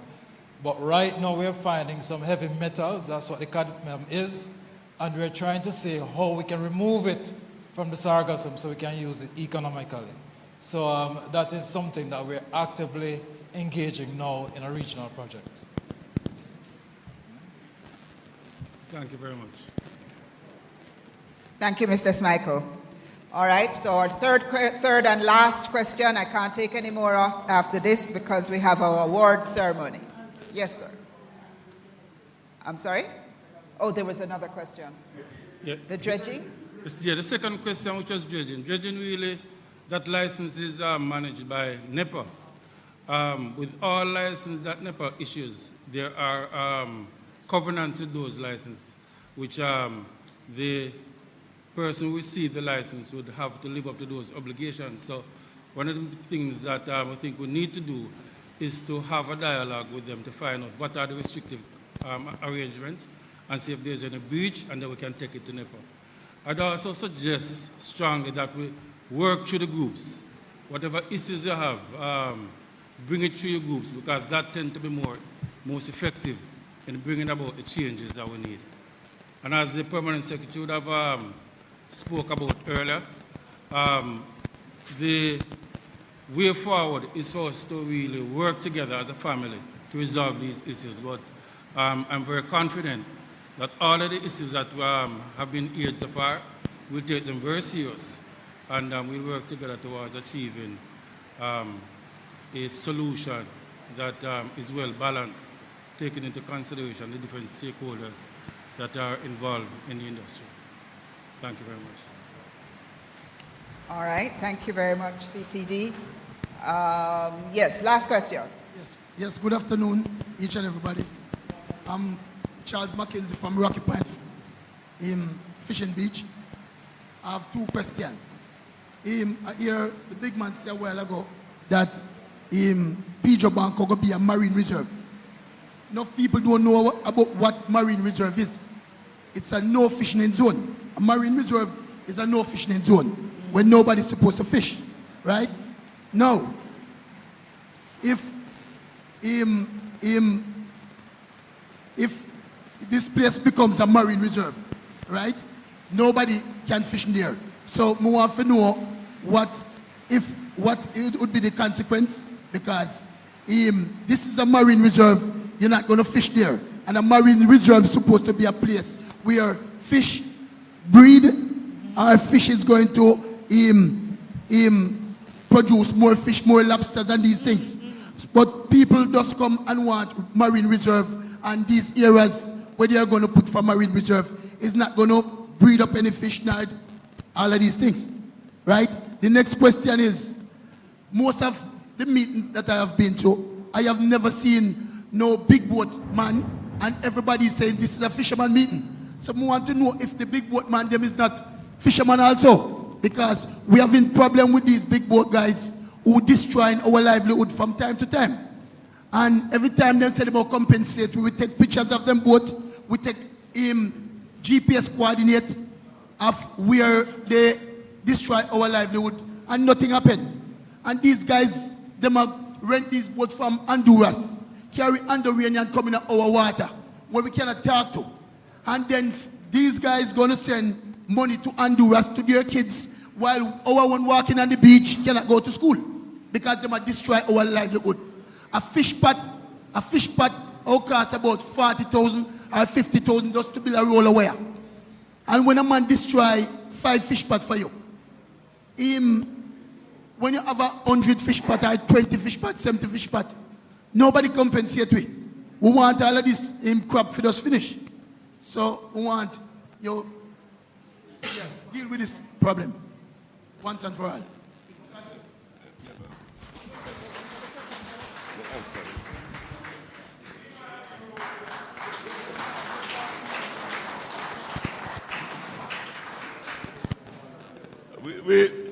We understand your concern as it relates to the predators out there, but this is where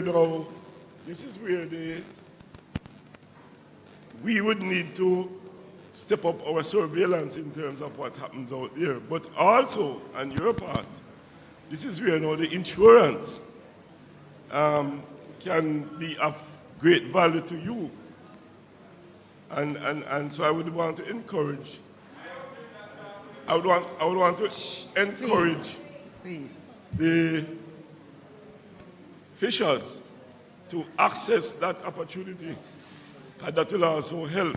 But in terms of increasing surveillance, then we will have to look at that to see how we can protect the fishers. But we also need information from you. I heard you mention that you would have had pictures that you would have taken, but these would have to be presented to the necessary authority for them to act. So therefore, it is also incumbent on you to provide information to us so that we'll be able to deal with some of these issues. And the other question I ask, Mr. Smikely is coming to address the issue.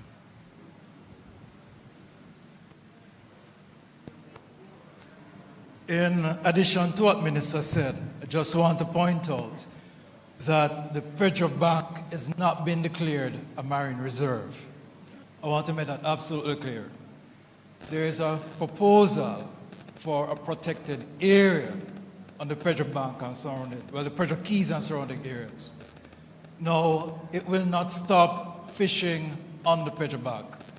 That's absolutely impossible. What we will have, as we have now, are small areas on the Pedro Bank, for example, around Bird Key, that we'll have fish sanctuaries. And as many fishers have asked for, they want to see an increase in the size of that sanctuary. However, we will not declare any area that will impact negatively on the livelihoods of the fishers who fish and operate on the Pedro Keys.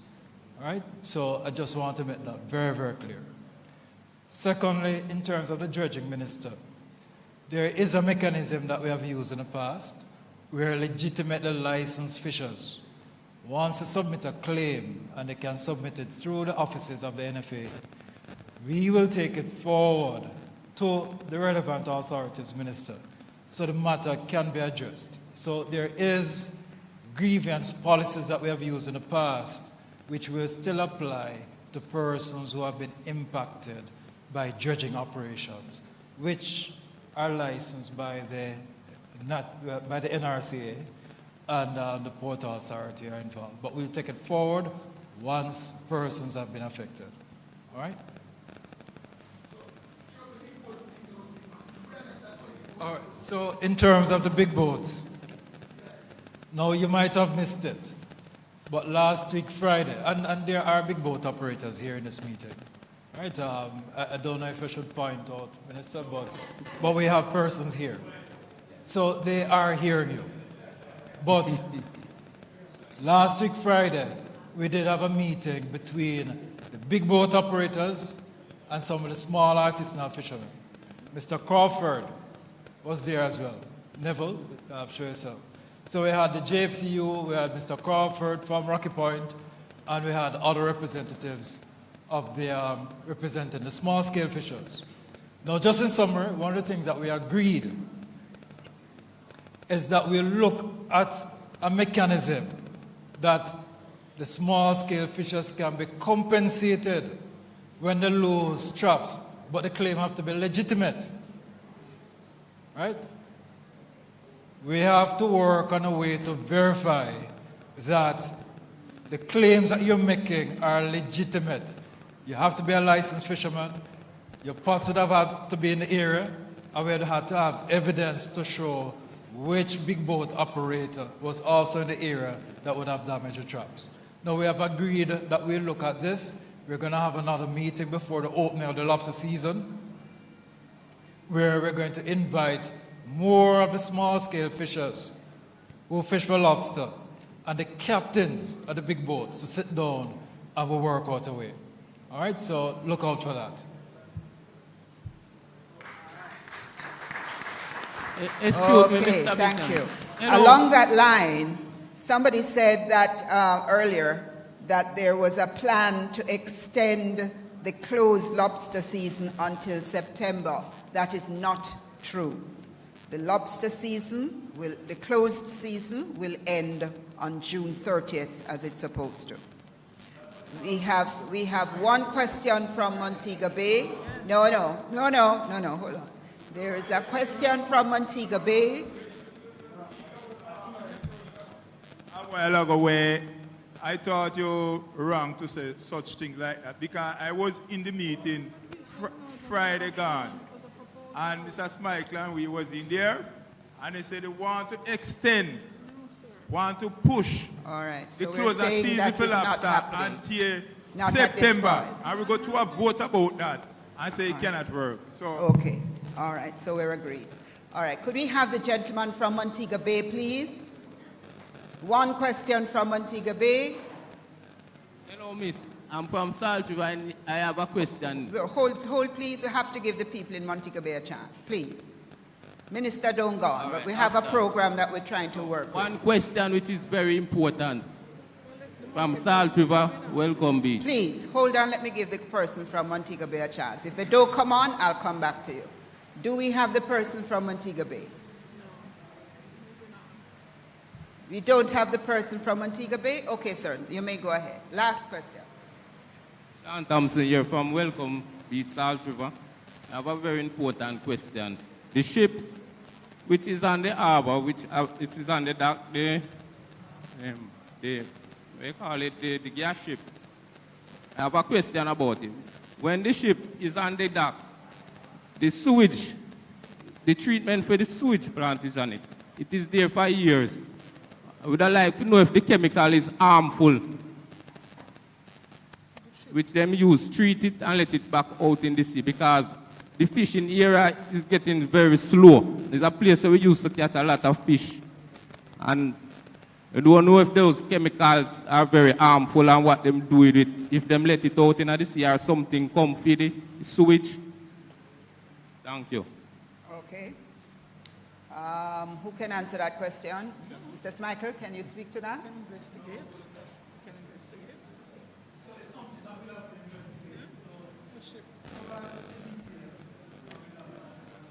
All right, you hear that, sir? Give him some particular, no, offline. Hello. Just give him the particulars and he will check it out. Because even the Coast Guard and the Marine Police when the other ships them is around, them let out some ballast water out in the sea. And it's a place where we used to catch fish, fishing line. And mostly right now we cannot catch a lot of fish in those water. That water where them let out from the ships, them need to do something about it because them let out ballast water which we don't know how contaminated it is. Okay, we hear you. All right, sir. Thank you. All right. So now, a high point in the day's proceedings. We have some awards to hand out. We plan to recognize the young people who are involved in the fishery business. I will ask Miss, who's going to hand them out? Oh, CTD and Minister? All right, all right.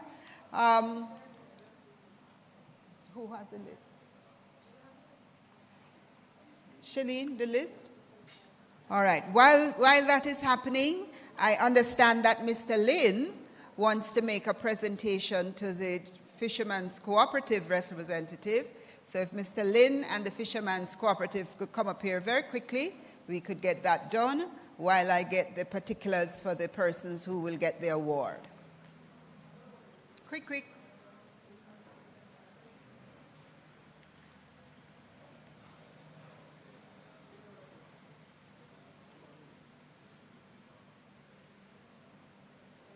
All right, there you go. Wonderful. All right. And this is, Mr. Lin is from Rainforest Seafood. It is in recognition of International Fisherman's Day. So the Fisherman's Cooperative is representing you all. All right. Do we have the presentations ready?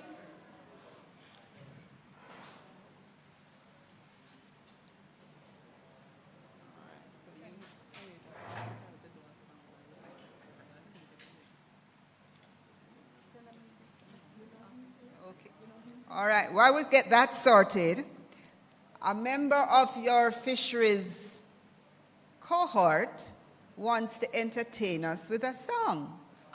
Please let us welcome, where is he? Let me see if I have his name.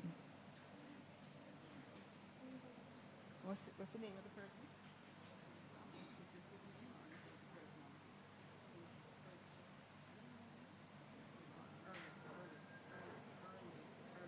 Okay, right. He goes by the name of Early One, and he has a song that is very pointed and specific to this industry.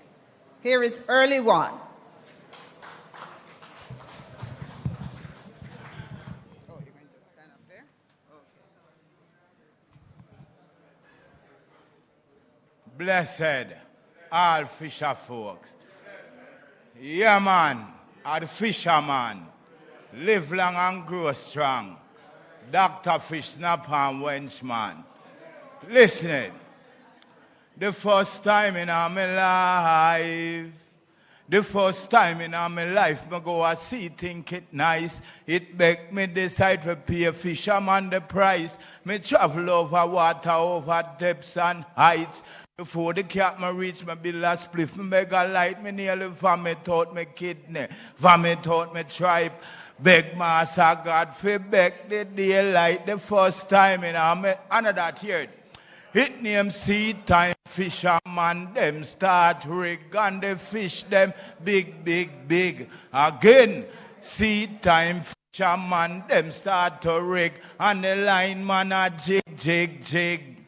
It name fish no in a hurry, them no in a haste. You catch them a fisher in a desolate place. You have pot man, net man, compressor and tank. Who can line shooter a run picture bank? Whole night in a water, me foot them cramp. Don't forget your flare, man. Don't forget your lamp. Sometimes the weather rough, sometimes the boat is swamp. Half my life belt and me a float like a tank. Seed time fisherman, them start trick and the fish them big, big.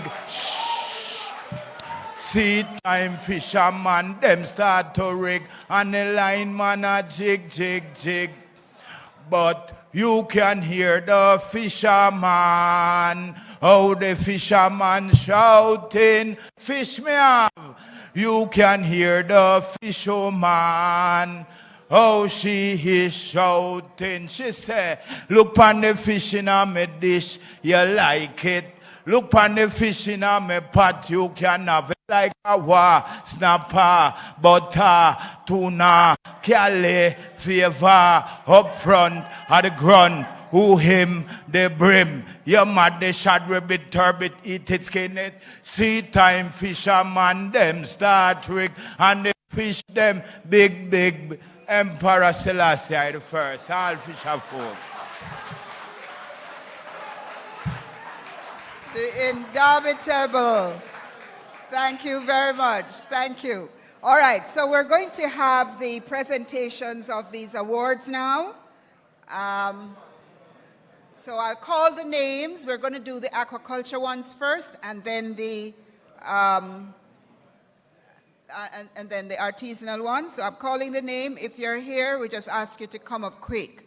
Miss Sharmalika Badal. Is Miss Badal here? No, Miss Badal. Next. Mr. Roman Badal. No Badals are here. Okay. Mr. Reco Binns. Rocco Binns not here? No. Mr. Rashawn Foster. Rashawn Foster. All right. Mr. O'Dane Foster. O'Dane Foster. This fishery business running the family, you know. Mr. Vinod Gaya.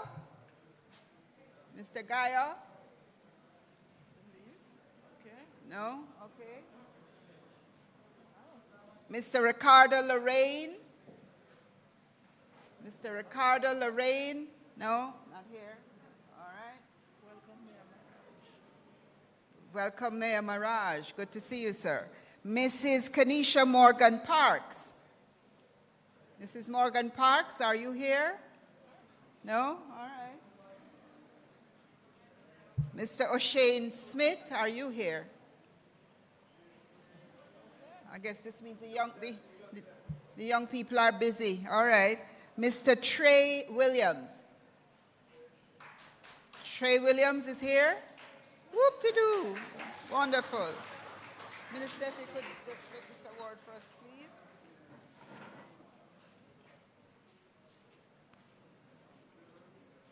All right. So we're now on to fishers. Okay, artisanal fishers. All right, thank you, Minister. All right, we're going on now to the artisanal fishers. Mr. Craig Bihari. Craig Bihari, are you here? Yes, Craig is here. Come again, Minister. Minister, don't sit down. All right, so good, Mr. Bihari, good. While we're doing that, Mr. Akeem Campbell. Akeem Campbell, are you here, Akeem? No, no, Akeem. Mr. Amar Harris. Is Amar Harris here? Oh, on his behalf, all right. All right, you're a collector, yes, okay. While we're doing that, Mr. Akesh Henderson. Akesh Henderson? No, Akesh Henderson, all right. Mr. Damone Lindsay. Is Mr. Lindsay here? Damone? No Damone Lindsay? All right. Oh, somebody is representing Mr. Lindsay? Okay.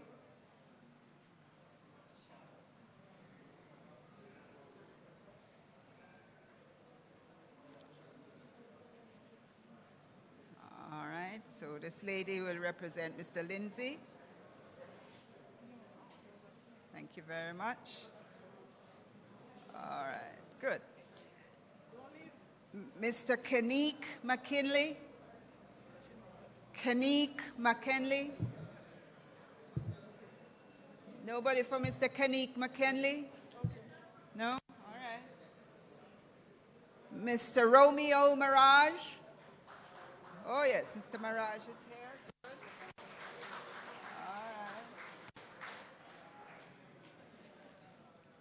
All right, Mr. Mirage, good.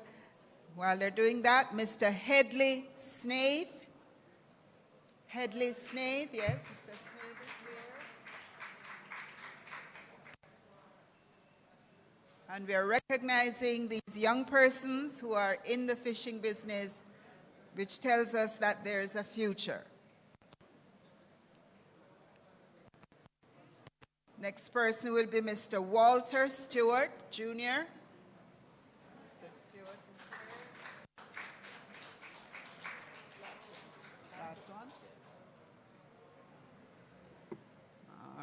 Mr. Stewart, okay. And last but not least, Miss Happilonia Reed. Is Miss Reed here? Happilonia Reed. No, Miss Reed? All right, thank you very much, Minister. That's it. All right, so those were the awards. And our next to last item on the agenda, we're going to bring you some energy. We feel that you wanted some more energy in the room, so we got somebody who will give you energy. This next person started in media from the tender age of 16 years old, where she was the host of the award-winning entertainment show Intense that aired on Saturdays on TVJ. She has also hosted The Chill Room on a popular national talent show called Digicel Rising Stars. Pepita won the award for the Favorite Media Personality of 2012 at the local Youth View Awards after losing her job at TVJ. Pepita has musical singles and is still passionate about music. Pepita Little gave her life to the Lord Jesus in April 2014 and has been a proud advocate for the Kingdom of Heaven. Pepita got involved with the UWI Community Film Projects program, which teaches persons who live in volatile communities all areas of film and film production. This was where she discovered her love for mangrove plants and wrote her first short film called For the Love of Mangroves, which premiered recently at the local Gatfest Film Festival. Pepita is also an actress and starred in her first short Jamaican horror film called Nice Lady, written and directed by former JAFTA president and Pepita's film mentor, Kyle Eitel, who also taught Pepita the basics of cinematography. Pepita is very active in her community and is a member of the Port Royal Benevolent Society, where she serves as the assistant treasurer. She also assists the Port Royal Fishermen's Group. Pep Talk JA is the name of her lifestyle blog on YouTube, where she features her community among other things. Pepita presently resides in the small fishing village of Port Royal, where she was born and raised. Help me welcome Pepita Little.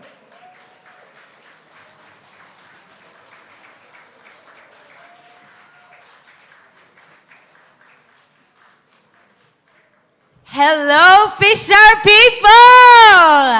I just want to say that I love you guys, like genuinely. I was born and raised, as you heard, in Port Royal, and that's a fishing village. And I also want to say thank you to all fisher folk. Could you fix this mic for me, please?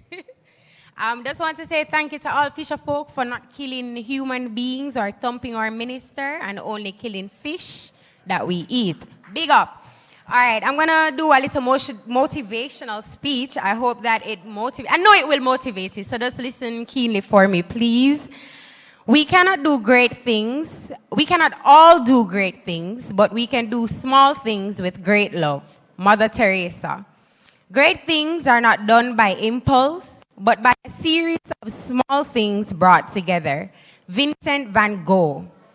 Every day, do something that will inch you closer to a better tomorrow. Doug Firebar. Living in Port Royal and seeing how the fisher folk do their daily duties is quite exciting. Fisher folk are one of the most proactive and organized group of people in society. And I say that having first-hand experience of seeing how they operate on a day-to-day basis. Fishing is no easy task, as you all know. A lot of preparation has to take place beforehand, and it is not for the faint of heart.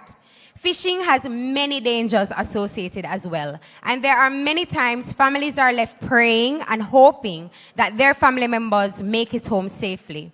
I salute all fisher folk today. You are important. You are important to society. You are important to us, the people of your communities. Imagining my community of Port Royal without fisher folk would be like losing a hand or a foot. Because coastal communities, we rely heavily on our fisher folk, as you know, for a source of food, income, and knowledge of marine wildlife. And guess what? Fishermen give the best weather forecast, don't it? They can also, yeah. Like if I want to know if it's raining, them say, no, man, look over the sun, man. No, this is how we get rain from, and it block up where we get rain, man. All right. Where was I? All right. So can also have a negative impact, and I'm saying this just to show how much of a positive impact fisher folk can have on our environment and ecosystem at large. The negatives can include improper fishing practices which affect the environment and in turn us humans. The fisheries industry is in the minority, but still can have a huge impact on the nation and the world at large. I recently learned about a little thing called a mangrove plant, which can protect us from storm surges, tsunamis, and hurricanes, to name a few. A small plant with great importance, big in value that many persons do not know about. We have planted a few, and they are flourishing in our community of Port Royal, and I am confident that we have made a positive step in the protection of our future generation. Fisher folk are just like this mangrove plant. And while they cannot protect us from hurricanes, you guys provide us with knowledge of the seas that we would not have otherwise been able to get unless we went out there and experienced it for ourselves. This is valuable. Value defined is the regard that something is held to deserve. The importance, worth, or usefulness of something. Have you ever heard them refer to our island as Little But Watalawa? Why do you think them say so? Because we are amazing, even though we are so small. We produce world-class athletes. Usain Bolt, the fastest man in the world, he lives here, he's from here. And guess what? We are a small dot on the globe that you wouldn't be able to find if you didn't know exactly where to look for it, right? And all of these things have a tremendous impact on the outlook of our country amidst reports of high crime rates and how we're violent over here and all these things.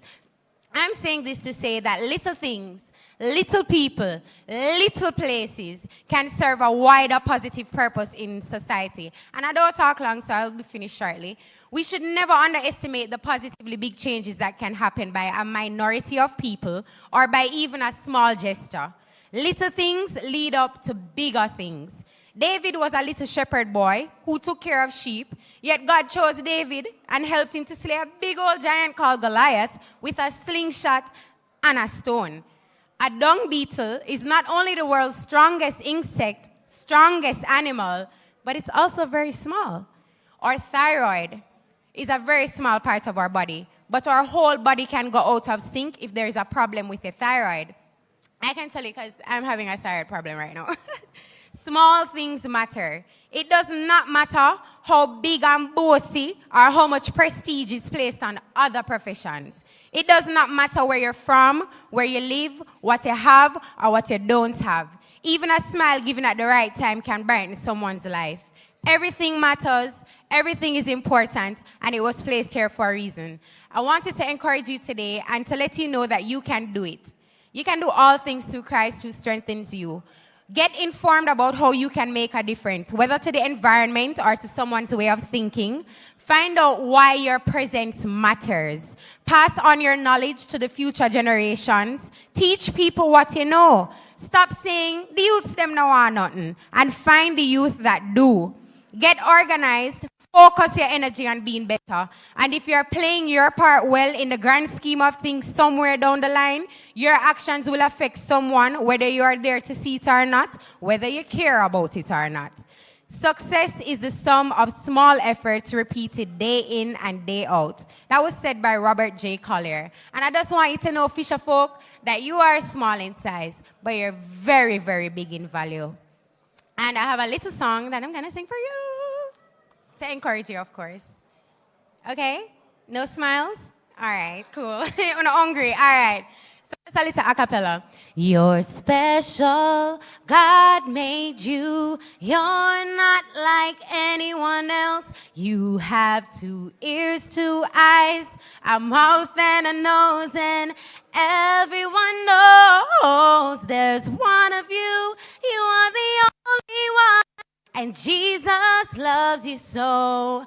You're special, God made you. So smile and let the whole world know. Fisher folk, you are definitely important.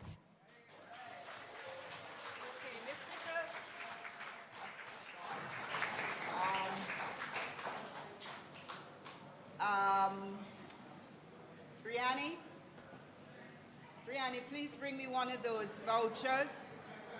And if you just come and we make a presentation to Miss Little. Brianni? Mr. CTD, can I just ask you to make this presentation to Miss Little to thank her for her presentation this afternoon?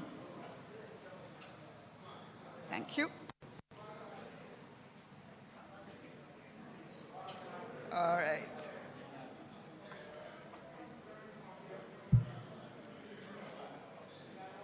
All right. Thank you very much, Miss Little. Much appreciated. All right, we're winding down. Before we leave here, I just want to know that today's session could not be possible without the support of some sponsors.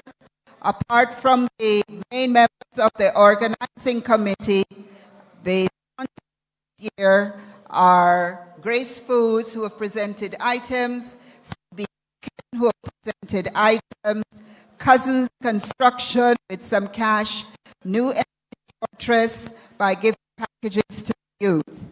All the other people who have made this possible, we give them thanks. May I invite Mr. Glaston White, Chairman of the Jamaican Fishermen's Co-op, to move the vote of thanks. Thank you very much, Chair. Good afternoon to everyone.